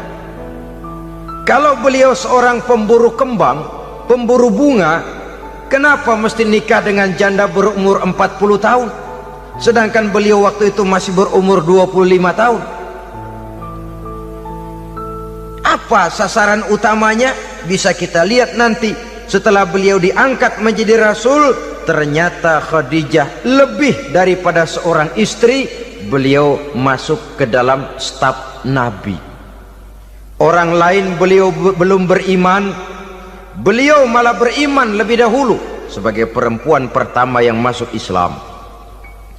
Orang lain memusuhi Nabi, beliau malah mengorbankan hartanya untuk membantu perjuangan Nabi. Istri setia semacam ini, dengan peranannya sebagai istri yang sedemikian rupa, memberikan andil yang sangat besar bagi kesuksesan dan keberhasilan seorang suami. Sebaliknya, seorang istri bisa mempengaruhi suaminya. Seorang suami yang jujur, polos, lugu, sederhana bisa jadi koruptor ulung kalau didorong-dorong oleh istrinya. Seorang istri Pak Lurah memang tidak ikut mengatur kelurahan, tapi dia bisa mewarnai suaminya. Seorang istri gubernur memang tidak ikut mengatur provinsi, tapi dia bisa mewarnai suaminya. Sepanjang warnanya positif, tentu sangat baik dan sangat diharapkan. Tetapi kalau warnanya negatif, kiamatlah akibatnya umat ini. Oleh sebab itu, peran pertama dari kaum wanita sesungguhnya adalah sebagai istri yang mendampingi suami untuk mengolah dan melaksanakan tugas-tugas besar. Dari seorang yang paling kecil sampai kepada seorang yang punya jabatan paling tinggi sekalipun, pengaruh dan peranan istri memang sangat menentukan. Saudara hadirin kaum muslimin rahimakumullah, itulah sebabnya Nabi menikah dengan Siti Khadijah. Dan lebih dari itu, sebelum menikah dengan Nabi, Siti Khadijah itu sudah terkenal sebagai pengusaha wanita, business girl kalau bahasa sekarang ini. Bahkan jaringan-jaringan bisnisnya tidak hanya Mekah saja, tidak hanya antar kota, bahkan sudah antar negara, dari Mekah ke Syam, dari Mekah ke Madinah dan lain sebagainya, yang bahkan kita tahu Rasul pada mulanya pun ikut membantu perdagangannya Siti Khadijah radhiyallahu anha ini. Jadi kalau bercermin dari karier Siti Khadijah, boleh saja wanita bergerak di bidang bisnis, asal memang profesi, bukan karena dengan senjata dan modal kecantikan lalu membujuk dan merayu orang sampai telap sehingga bisnisnya berjalan lancar dengan jalan menjual kecantikannya. Tidak, bergerak di bidang bisnis yang memang profesinya di situ. Tidak ada salahnya. Bisa saja perempuan menjadi bisnis girl seperti yang dicontohkan oleh Siti Khadijah radhiyallahu anha ini. Sebab itu, kontes-kontesan yang hanya bertitik kepada rupa yang ayu saja, rupa yang cantik saja, sesungguhnya bukan hanya tidak bermanfaat, tapi saya pikir juga sangat tidak mendidik. Yang mengajar anak-anak remaja putri kita untuk berlomba-lomba hidup dalam kepalsuan. Alis mata palsu, hidung pesek dimancungin palsu, operasi plastik. Alis matanya dikerik, bikin yang palsu. Tai lalat lagi bikin yang palsu. Gincu bibir dimerahin, palsu. Seluruhnya hidup dalam kepalsuan. Akan lebih baik kalau kita ini misalnya mengadakan kontes yang menitik beratkan kepada ketinggian IQ, kecerdasan, kemampuan, skill, keahlian dan kemampuan. Tidak hanya dititik beratkan kepada rupa yang ayu dan cantik semata-mata. Sebab di samping manfaatnya diragukan, juga sangat tidak mendidik buat generasi yang akan datang. Terutama ibu-ibu, peran utama wanita sesungguhnya adalah sebagai istri mendampingi suami dalam melaksanakan tugas-tugas besar. Satu hari, serombongan ibu-ibu pernah datang menghadap Rasul mengajukan satu resolusi, protes kalau bahasa kita sekarang. Ya Rasul, ada apa bu? Kalau laki-laki sih enak. Enak bagaimana? Iya, kalau orang laki-laki sholat, perempuan sholat. Laki-laki puasa, perempuan puasa. Laki-laki pergi haji, perempuan pergi haji. Laki-laki menuntut ilmu, perempuan bisa menuntut ilmu. Tapi kalau laki-laki pergi jihad, perang membela agama, kami perempuan tidak bisa ikut jihad perang di medan pertempuran. Padahal pahala jihad sangat besar dan kami ingin mendapat pahala jihad. Tidak adil kalau begini ya Rasul, izinkan kami pergi jihad. Ini perempuan di zaman Rasul, kalau ada kebaikan tidak bisa ikut, rasanya rugi bukan main, lalu protes.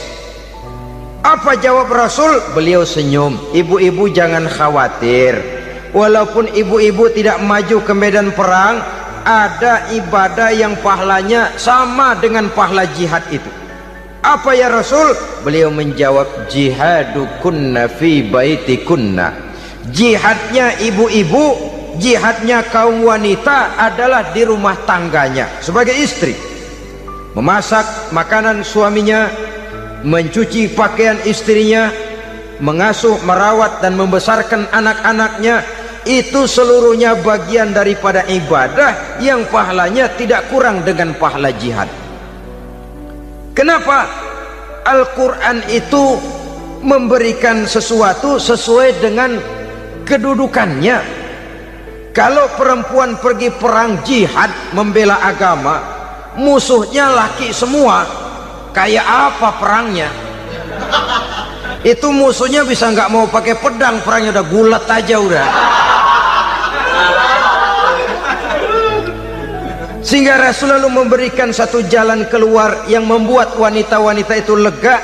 Jihadukunna fi baitikunna. Ibu-ibu sih tidak usah khawatir, jihad ibu adalah di rumah tangga ibu-ibu semua. Sejak bangun tidur sampai tidur kembali, nyaris kaum ibu itu 24 jam pekerjaannya. Sebagai istri, dia melaksanakan jihad di rumah tangganya. Peranan wanita yang pertama adalah sebagai istri, yang walaupun tidak kelihatan dan menonjol seperti halnya laki-laki, tapi sangat mewarnai, bahkan menjadi warna dari tugas apapun yang dihadapi oleh suaminya. Dulu ada seorang orator, kalau pidato hebat bukan main. Kalau dia bernada gembira, semua orang senyum.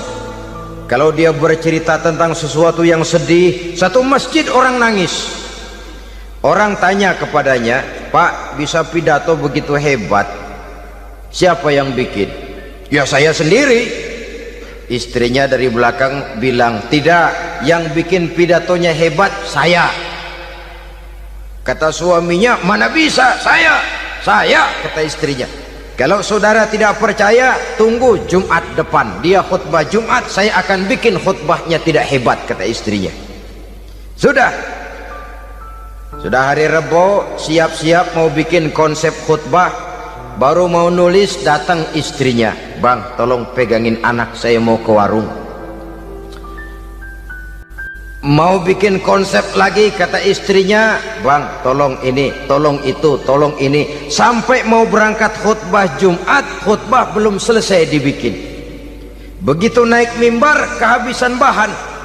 Sudah 10 menit masih ama ba'du, ama ba'du, ama ba'du.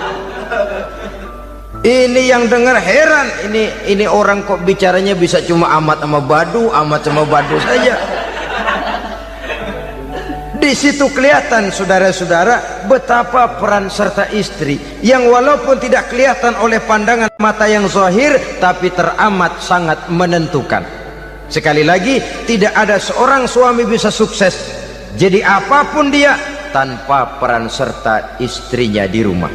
Tidak ada kemajuan yang bisa diperoleh kalau tidak karena peran serta istrinya di rumah. Tidak ada kesuksesan yang bisa diraih tanpa keikutsertaan daripada istrinya di rumah. Walaupun suaminya yang dikenal orang, suaminya yang dipuji orang, suaminya yang disanjung orang, bagian besar tetaplah saham dan andil daripada istrinya yang di rumah itu. Ini makna an-nisa imadul bilad. Wanita adalah tiang negara. Jikalau baik wanita, baik negara. Jikalau rusak wanita, hancur negara. Karena wanita, negeri Sabah menjadi terkenal tentram, aman, wawasan politiknya luas. Seorang semacam Cleopatra bisa menaklukkan Julius Caesar. Dan begitu selanjutnya. Banyak cerita-cerita betapa wanita yang berperan di belakang layar ini bahkan bisa menggoyangkan negara. Bahkan yang paling dekat saja contoh dengan kita, Senator Gary Hart. Saudara masih dengar tentu itu, betapa harus terpaksa mengundurkan diri dari pencalonan presiden Amerika karena kasusnya dengan Donna Rice itu, dengan hostess itu. Betapa di sini seorang perempuan atau seorang wanita sanggup membongkar seseorang yang punya masa depan ceria untuk menuju kursi kepresidenan dari suatu negara adidaya seperti Amerika, bisa gagal berantakan karena skandalnya itu. Apa penyebabnya? Wanita. Tapi wanita juga bisa menyebabkan menjadi cambuk majunya laki-laki. Wanita juga bisa menghancurkan dan mengubur laki-laki. Saudara hadirin yang saya muliakan, ia memang kelihatannya makhluk yang lemah, tapi di balik kelemahannya itu sesungguhnya dia bisa menelan laki-laki yang bagaimanapun besarnya. Saudara-saudara kaum muslimin rahimakumullah, terutama ibu-ibu yang saya hormati, jadi peranan yang pertama wanita sebagai seorang istri. Yang kedua, wanita sebagai ibu. Ini juga sangat besar pengaruhnya dalam membentuk generasi masa yang akan datang. Bapak oleh karena kesibukan tugasnya tentu lebih banyak di luar rumah. Yang nyaris 24 jam di rumah itu ibu. Bagaimana dia merawat anaknya, bagaimana dia menaruh perhatian terhadap anaknya, bagaimana ia melimpahkan kasih sayang kepada anak-anaknya, akan membentuk kepribadian anak dan artinya membentuk generasi yang akan datang. Kalau seorang ibu sudah cuek-cuek saja kepada anaknya, padahal Quran mengatakan al-jannatu tahta aqdamil ummahat, surga di bawah telapak kaki ibu. Hadis ini bisa kita artikan macam-macam. Pertama, anak tidak akan mendapat kebahagiaan tanpa ridho daripada ibunya. Kedua, ibu adalah wanita agung yang harus ditaati. Ketiga, neraka atau surga anak bergantung kepada ibu, bagaimana dia mewarnai anak. Kalau ibunya cuek-cuek saja sama anaknya, dan sering jadi contoh klasik, kalau anak ayamnya beduk maghrib belum pulang, satu RT dicariin, hansip diundang, kalau perlu dan ramil dilaporin. Tapi kalau anak gadisnya jam 12 tengah malam belum pulang, ibu tenang saja Pak, tidak tergerak dan tidak tertarik hatinya. Ya tentu tidak semua. Kalau sudah begitu, bukankah hakikatnya ibu sudah menciptakan neraka buat anaknya sendiri? Khalil Gibran dalam satu tamsil yang indah pernah mengatakan, kalau kita diberikan sebutir mutiara, sebutir intan, dan intan itu sebutirnya sebesar telur ayam, benda yang sangat langka dan berharga, tentu kita sayang intan atau mutiara itu. Kita jaga baik-baik, kita simpan dalam kotak, kotaknya kita kunci, kotak itu kita simpan di dalam lemari, lemarinya kita kunci lagi, lemarinya ada di dalam kamar, kamarnya pakai pintu, pintunya kita kunci lagi, kamar itu ada dalam rumah, rumahnya pakai pintu, dikunci lagi, kemudian rumahnya pakai pintu gerbang besar, gerbangnya juga digembok lagi. Untuk menjaga intan itu jangan sampai hilang, begitu usaha kita berlapis-lapis. Dan intan itu sudah diberikan kepada kita, kata Khalil Gibran. Apa dia? Anak-anak yang diamanahkan Allah kepada kita.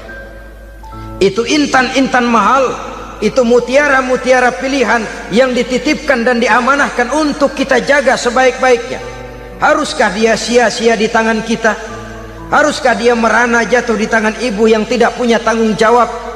Saudara hadirin yang saya muliakan, oleh karenanya peranan sebagai ibu ini sangat menentukan bagi pembentukan generasi yang akan datang. Salah ibu mengarahkan anak, akan lahir generasi mendatang yang tidak kita harapkan.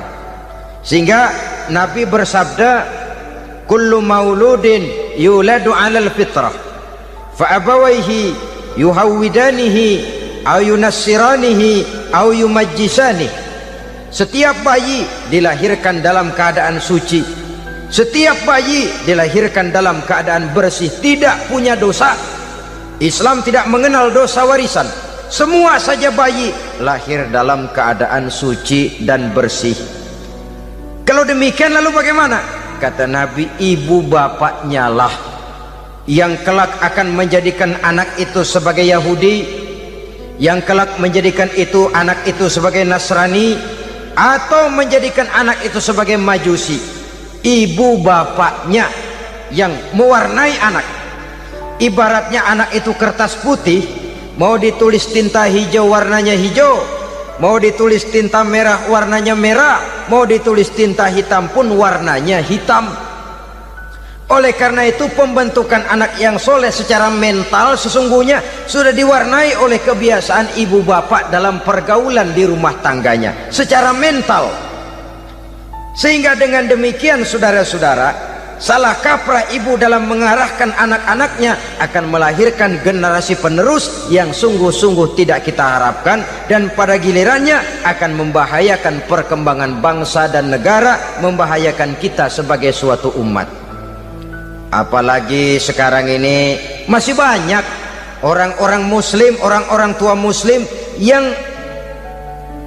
kadang-kadang menyekolahkan anaknya di sekolah yang membahayakan akidahnya, mematikan imannya, menghancurkan tauhidnya. Pokoknya asal bonafid keluar sekolah ada jaminan lapangan kerja, perkara anak mau kafir mau murtad bukan urusan. Alangkah ironi dan sangat menyedihkan. Saudara-saudara yang saya hormati, jadi dari segi kaum wanita peranan ibu sangat besar. Dari segi anak, ketaatan kepada ibu, doa restu ibu akan membawa kepada kebahagiaan hidup. Doa ibu mustajabah, kutukan ibu manjur. Beberapa hikayat dan riwayat menjadi contoh dan tamsil buat kita betapa tidak ada satu kebahagiaan di dunia ini yang bisa ditegakkan tanpa doa restu daripada ibu. Pantas kalau dalam Al-Quran ada ummul kitab, ibunya atau induknya kitab. Tiap negara punya ibu kota, bapak kota tidak ada. Lalu lagi wawasan Nusantara disebut ibu pertiwi, bapak pertiwi kemana tahu. Saudara hadirin yang saya muliakan, lalu dalam peringatan hari-hari besar nasional ada yang namanya Hari Ibu. Hari bapak nggak pernah diperingati. Ada Hari Ibu, dan ibu itu pun ada Ibu Kartini, ada Ibu Dewi Sartika, dan macam-macam lagi yang seluruhnya merupakan refleksi dan gambaran betapa peranan kaum wanita di dalam kehidupan ini yang memang banyak mewarnai dan menjadi warna dari suatu kegiatan. Saudara-saudara kaum muslimin rahimakumullah, apabila yang pertama tadi kita melihat peranan kaum wanita sebagai istri, betapa ia berpengaruh besar dalam ikut menunjang keberhasilan dan kesuksesan suaminya.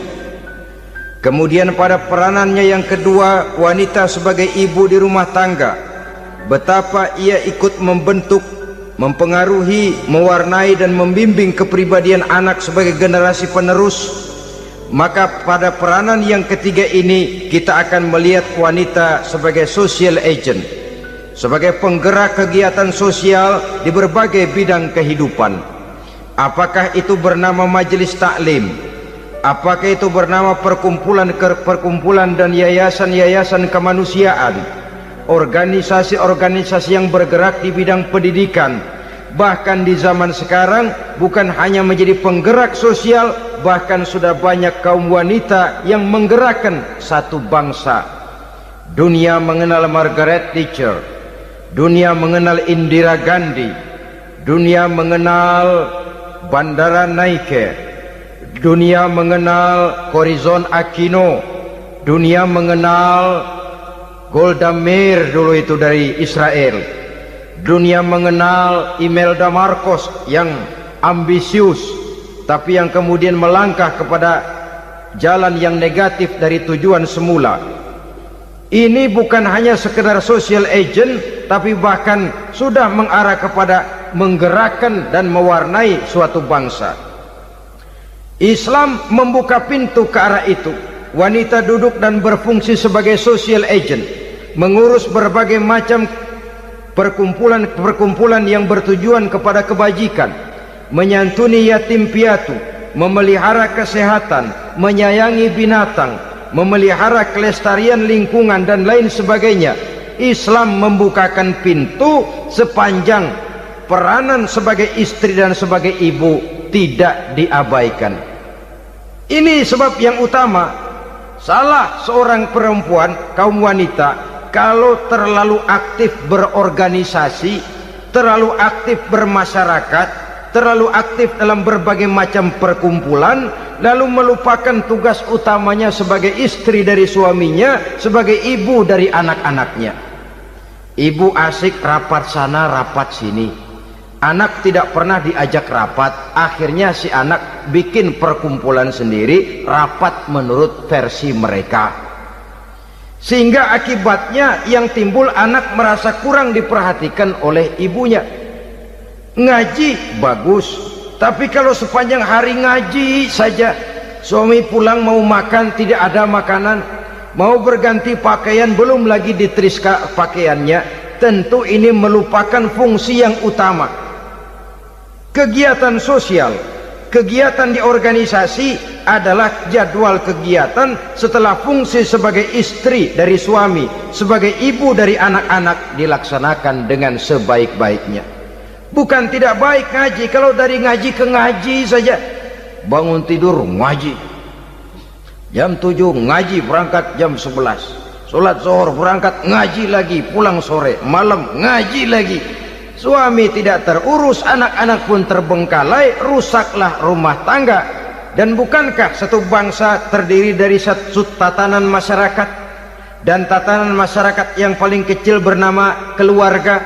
Keluarga merupakan unit dari masyarakat, unit yang terkecil, dan keluarga terdiri dari pribadi-pribadi yang merupakan bapak, ibu, dan anak-anak. Sehingga masyarakat bangsa yang baik terdiri dari masyarakat yang baik, masyarakat yang baik tersusun dari keluarga-keluarga yang baik, dan keluarga yang baik akan muncul dari pribadi dan individu yang baik. Pribadi dan individu yang baik yang sadar mana kewajiban yang primer, mana kewajiban yang sekunder.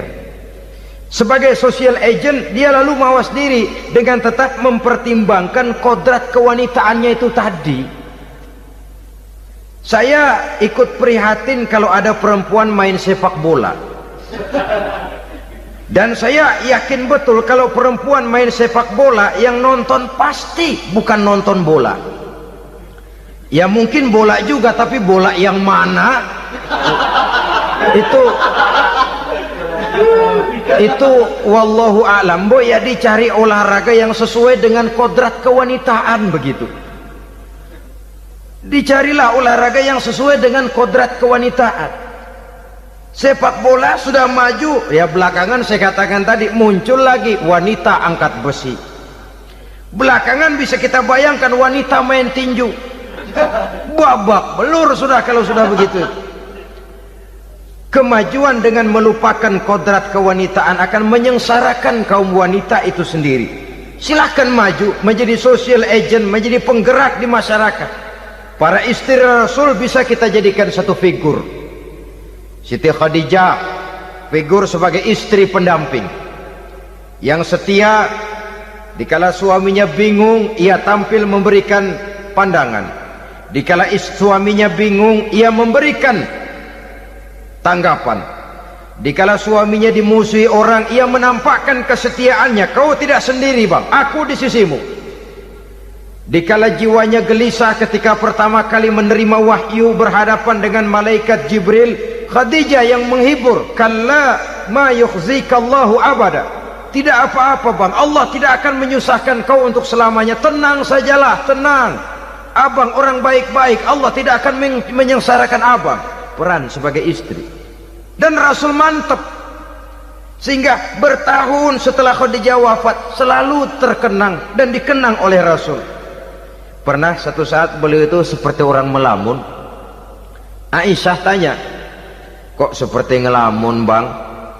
Iya kata Rasul, saya seperti mendengar suara terompahnya Khadijah di surga. Padahal Khadijah sudah lama wafat. Aisyah mendengar itu rada sedikit manyun. Kata Aisyah, bang cukup sekali ini saja, jangan sebut-sebut lagi nama itu ya. Cemburu rupanya. Ya soal cemburu sih nggak bini Nabi, nggak bini kita, namanya cemburu. Perempuan mesti ada. Apa jawab Rasul? Ya Humairah, Aisyah, haruskah saya melupakan seseorang yang dikala orang lain memusuhi saya, dia mati-matian membela saya. Dikala orang lain mau membunuh saya, dikorbankan hartanya untuk membantu perjuangan saya. Mestikah saya melupakan orang yang begitu baik? Tidak, Aisyah. Sepanjang nafas masih ada, sepanjang itu saya tidak akan bisa melupakan Khadijah, sayang. Peran sebagai istri Khadijah ini, peran sebagai istri. Suaminya bingung, istrinya memberikan hiburan. Kadang kan tidak, suami bingung, istri bingungan lagi. Ya sudah, mari ramai-ramai kita bingung sudah. Bukan mencari jalan keluar, yang sudah bingung malah ditambahin bingung lagi. Saudara hadirin yang saya hormati, lalu figur Siti Aisyah, muda, cantik, kreatif, cerdas. Kalau bahasa sekarang barangkali wanita karier ini. Ini figur-figur loh. Jadi punya keistimewaan masing-masing, sehingga ada pilihan. Ya tentu orang mencari istri itu kan karena ada dasar pilihan. Mungkin rupanya kurang menarik tapi akhlaknya bagus. Mungkin akhlaknya sedang-sedang saja tapi potongannya cakep, masih ada pilihan. Sudah potongan jelek, akhlak bejat, emangnya lu milih merem tempo hari ya?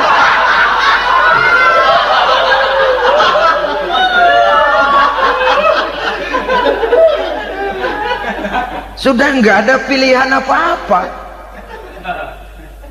Lalu ada istri yang punya keistimewaan karena sifatnya yang sabar, ada yang wataknya itu pemurah, ada yang sifatnya itu belas kasih. Pendeknya, dari istri-istri Rasul kita bisa menemukan figur-figur wanita teladan. Sehingga keliru kalau kaum orientalis barat mengatakan Rasulullah itu katanya sesungguhnya adalah seorang seks mania, istrinya banyak. Oh ini memang bajingan ini orientalis ini.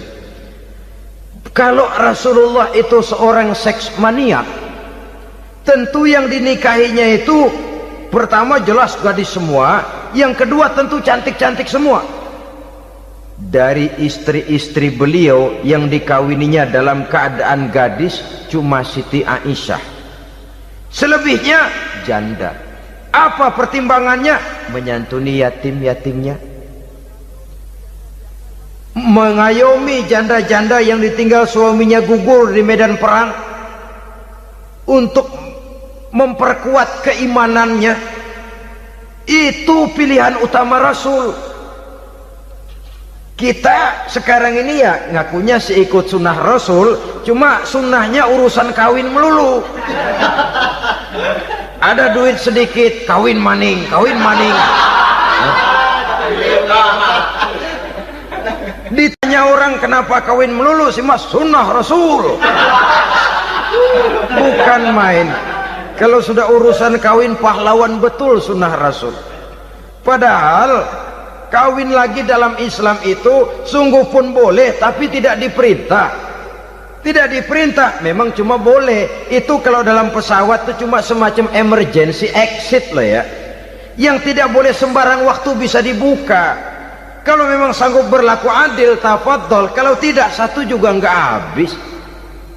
Lagian saya kira perempuan itu kan cuma perbedaan rupa saja, perbedaan selera saja. Seperti singkong dengan sate, bedanya kan cuma di tenggorokan. Kalau sudah masuk ke perut, kenyangnya kan sama. Perempuan cuma berbeda dalam selera, rasanya barangkali ya, barangkali.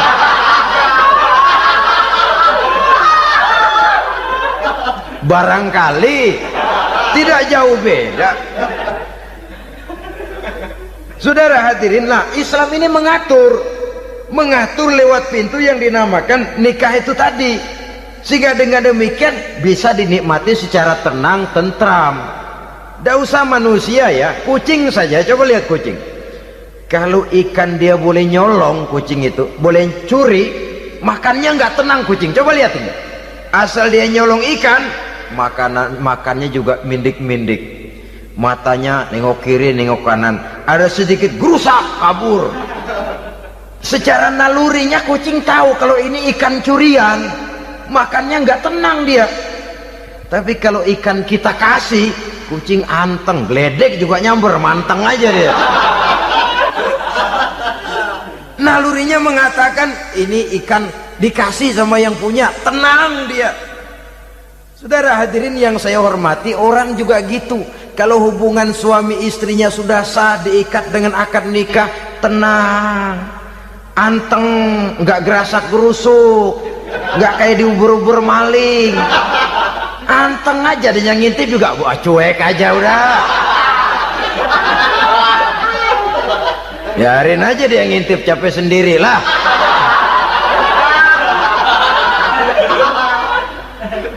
Tapi kalau nyuri-nyuri, coba lihat dah. Mana di kebun banyak nyamuk, Hansip mukul tiang listrik, dia yang bingung. Islam ini sesungguhnya memudahkan jalan, saudara-saudara. Jadi sebagai social agent, wanita bisa berperan untuk itu. Apalagi untuk hal-hal yang menyangkut wawasan kemanusiaan, di mana kaum wanita karena emosinya lebih tinggi daripada kaum laki-laki, dia sangat peka terhadap masalah-masalah yang menyangkut kemanusiaan. Hatinya mudah tergugah, perasaannya cepat terenyuh, dengan penderitaan dia cepat tergugah. Dia bisa menjadi social agent tanpa harus melupakan fungsi utama sebagai istri dan sebagai ibu dari anak-anaknya, sebagai istri dari suaminya. Saudara hadirin yang saya muliakan, dahulu Al-Quran pernah menceritakan betapa istri-istri pembesar di istana mewah di zaman Nabi Yusuf, kalau istilah sekarang nyonya-nyonya jet set, nyonya-nyonya VIP, betapa mereka mau memporak-porandakan keimanan seorang pemuda seperti halnya Nabi Yusuf alaihi salam. Dan Nabi Yusuf kemudian ternyata tidak mau jadi gigolo yang kerjanya hanya menyenangkan wanita-wanita jet set kelas VIP ini tadi. Sesungguhnya ini cuma satu simbol yang kejadiannya bisa saja terjadi pada zaman modern dalam versi dan kondisi yang berbeda. Namun bagaimanapun juga, wanita dengan peranannya sebagai social agent, sebagai penggerak masyarakat, sangat besar pengaruhnya dalam ikut mewarnai perkembangan suatu negara.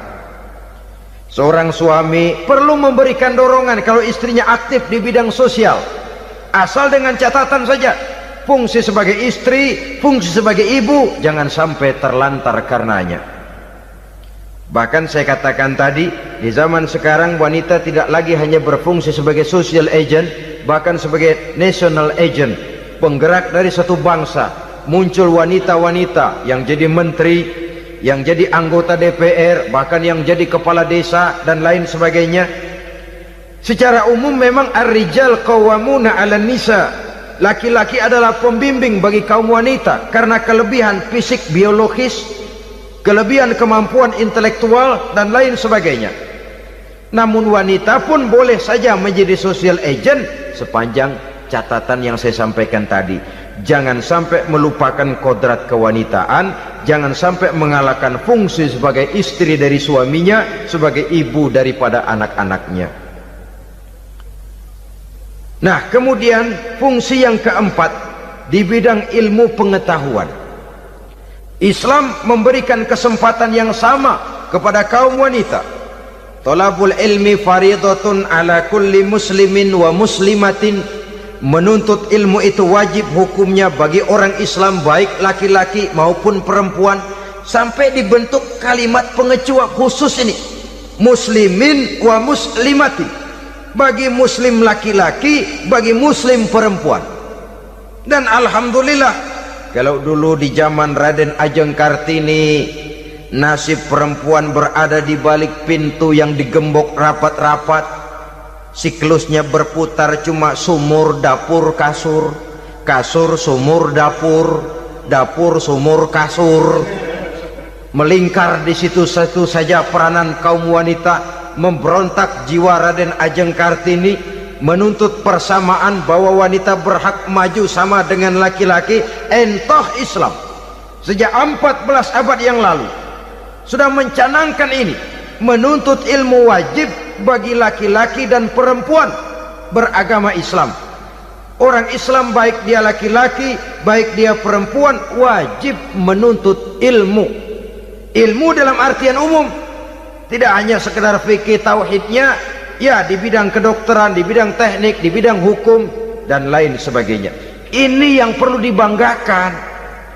Kalau perlu ini yang perlu diadakan kontes IQ, wanita yang paling berprestasi di bidang ilmiah, wanita yang punya prestasi di bidang menjaga kelestarian lingkungan hidup, wanita yang punya prestasi menggerakkan sosial, menyantuni yatim piatu, memelihara kesehatan. Adakan kontes macam itu untuk mendorong. Ini enggak, kalau kontes yang diukur betis, bibir, pinggul, payudara, lubang hidung, ukur sekalian kita.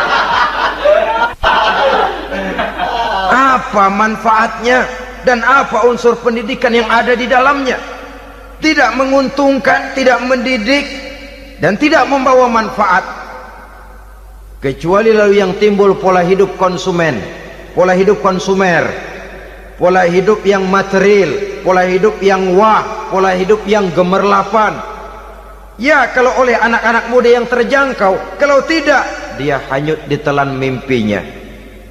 Dia ingin bergaya hidup jet set, sementara dia dihadapkan oleh kenyataan bahwa dia tinggal di kampung, ibu bapaknya orang kampung, dan lain sebagainya. Jiwanya berontak, terjadilah kegalauan, terjadilah kerancuan, terjadilah komplikasi, perang di batin antara keinginannya dengan lingkungan nyata yang dihadapinya.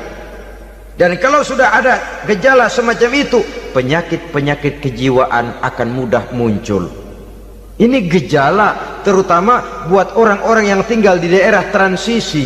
Kota besar bukan, kampung banget juga enggak, daerah cekak.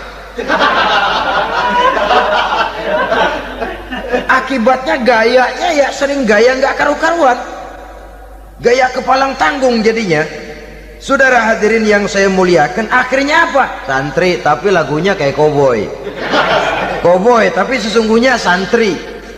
Saudara hadirin yang saya hormati, dengan demikian maka di bidang ilmu pengetahuan wanita mempunyai peranan yang sangat besar. Dia bisa tampil dengan karya-karya ilmiahnya yang membawa manfaat bagi perkembangan agama, bangsa dan negaranya. Majulah kaum wanita dengan ilmu pengetahuan, tuntutlah ilmu seluas-luasnya.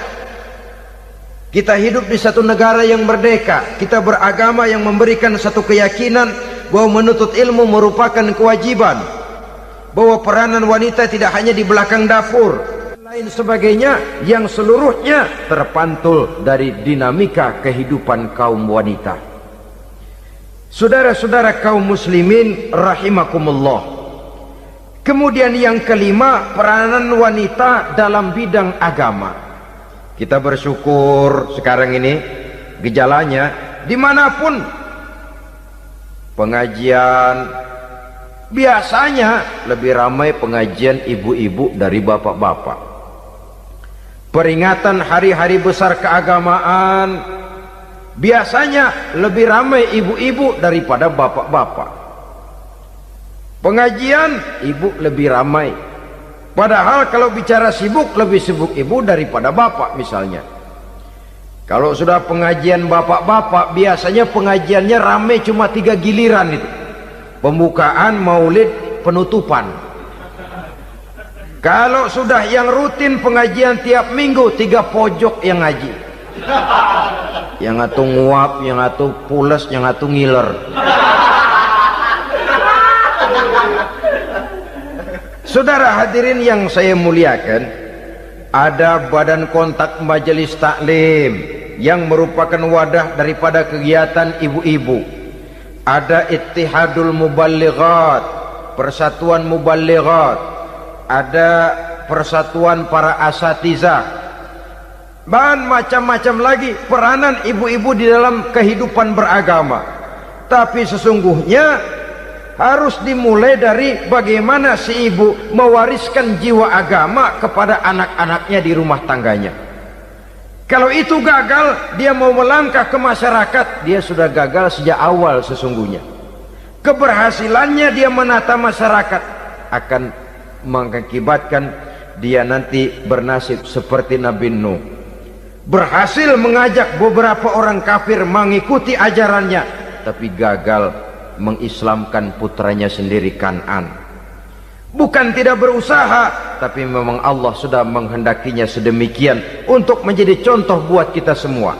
Yang penting orang tua berusaha dan berikhtiar. Kalau sudah berusaha dan berikhtiar, anak ternyata memang sulit diurus, barangkali memang fotokopinya Kan'an tuh anak. Ya orang tua kalau sudah berusaha, ya tawakallah. Jangan belum berusaha lalu berkata, jangan anak kita, anak Nabi aja ada yang bengal. Ngajar tidak mau, mengajar anak tidak mau, mendidik anak tidak mau, lalu mencontoh Nabi, salah kaprah namanya. Kaum wanita bisa berperan di dalam agama. Ketika Rasul hijrah, itu kan beliau tidak langsung ke Madinah. Dari Mekah itu beliau mengambil jalan arah ke kiri menuju Gua Sur. Ini dalam strategi militer punya makna sendiri. Jenderal yang ulung, ahli strategi militer ini. Di Gua Sur sana beliau tinggal 2 hari 3 malam. Siapa yang membawa makanan ke Gua Sur? Siapa yang menjadi kurir untuk mengintai kegiatan-kegiatan Quraisy setelah Nabi berangkat hijrah? Asma, putri Abu Bakar Siddiq radhiyallahu anhu. Jadi kurir, jadi spion, membawa makanan untuk Rasul dan ayahnya di Gua Sur. Ini peranan wanita. Di tengah bahaya, di tengah keadaan posisi terjepit, Rasul di dalam gua, diamatinya keadaan Quraisy, dilaporkannya kepada Rasul jasa seorang wanita bernama Asma, putri dari Abu Bakar Siddiq radhiyallahu anhu. Rabi'atul Adawiyah, seorang sayyidah sufiyah, ahli tasawuf yang terkenal dengan ajaran cintanya kepada Tuhan. Dia bisa menjadi tokoh wanita dalam gerakan sufi oleh karena kegiatannya di bidang agama, dalam arti mujahadahnya kepada Allah subhanahu wa ta'ala. Dia korbankan bagian besar daripada hidupnya untuk mengabdi kepada Allah. Setelah suaminya meninggal, seumur hidup dia tidak pernah nikah lagi. Bukan tidak cantik, cantik. Bukan tidak ada yang mau, banyak yang meminang. Bahkan diantaranya termasuk Sufyan Tsauri, seorang tokoh juga, pernah mencoba meminang beliau. Kata Sufyan, Rabi'ah, bagaimana? Kamu kan janda? Iya. Lalu, saya kan duda. Jadi bagaimana? Daripada kita masing-masing sendiri-sendiri kan lebih baik kita join.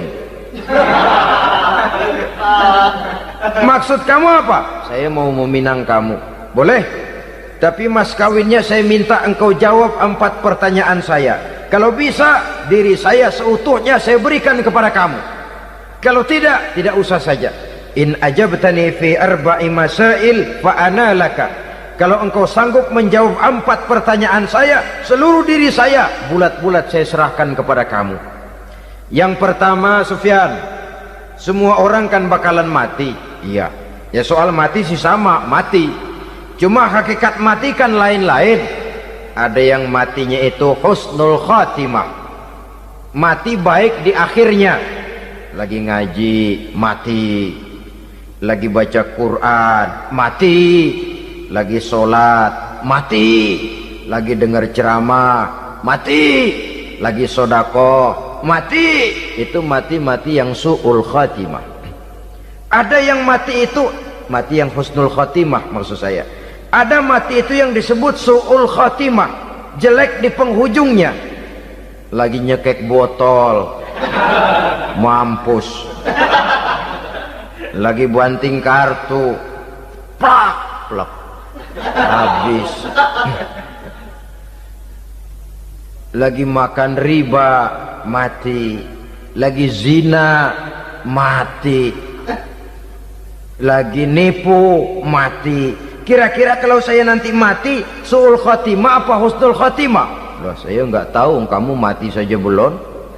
Tidak bisa kamu jawab, tidak bisa. Yang kedua, setelah mati kita masuk ke alam kubur. Di kubur kita akan dapat nikmat kubur atau azab kubur. Hari itu kira-kira saya dapat nikmat apa dapat azab? Saya tidak tahu.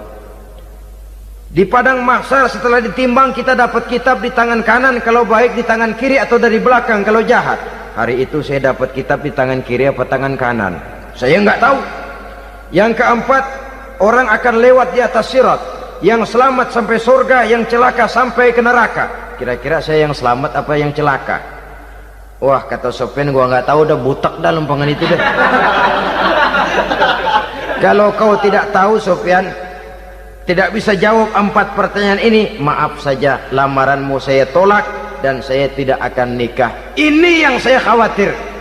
Maka dia terkenal sebagai Sayyidah Sufiyah, tokoh wanita dalam dunia sufi.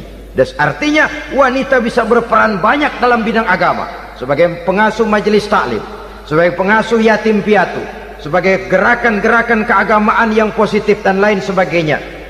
Ini dimungkinkan karena Islam menunjang harkat dan martabat kaum wanita. Maka majulah kaum wanita Islam Indonesia dengan tetap menjaga kodrat kewanitaannya. Inilah yang kita sampaikan pada kesempatan ini. Terima kasih atas segala perhatian, mohon maaf atas segala kekurangan. Wassalamualaikum warahmatullahi wabarakatuh.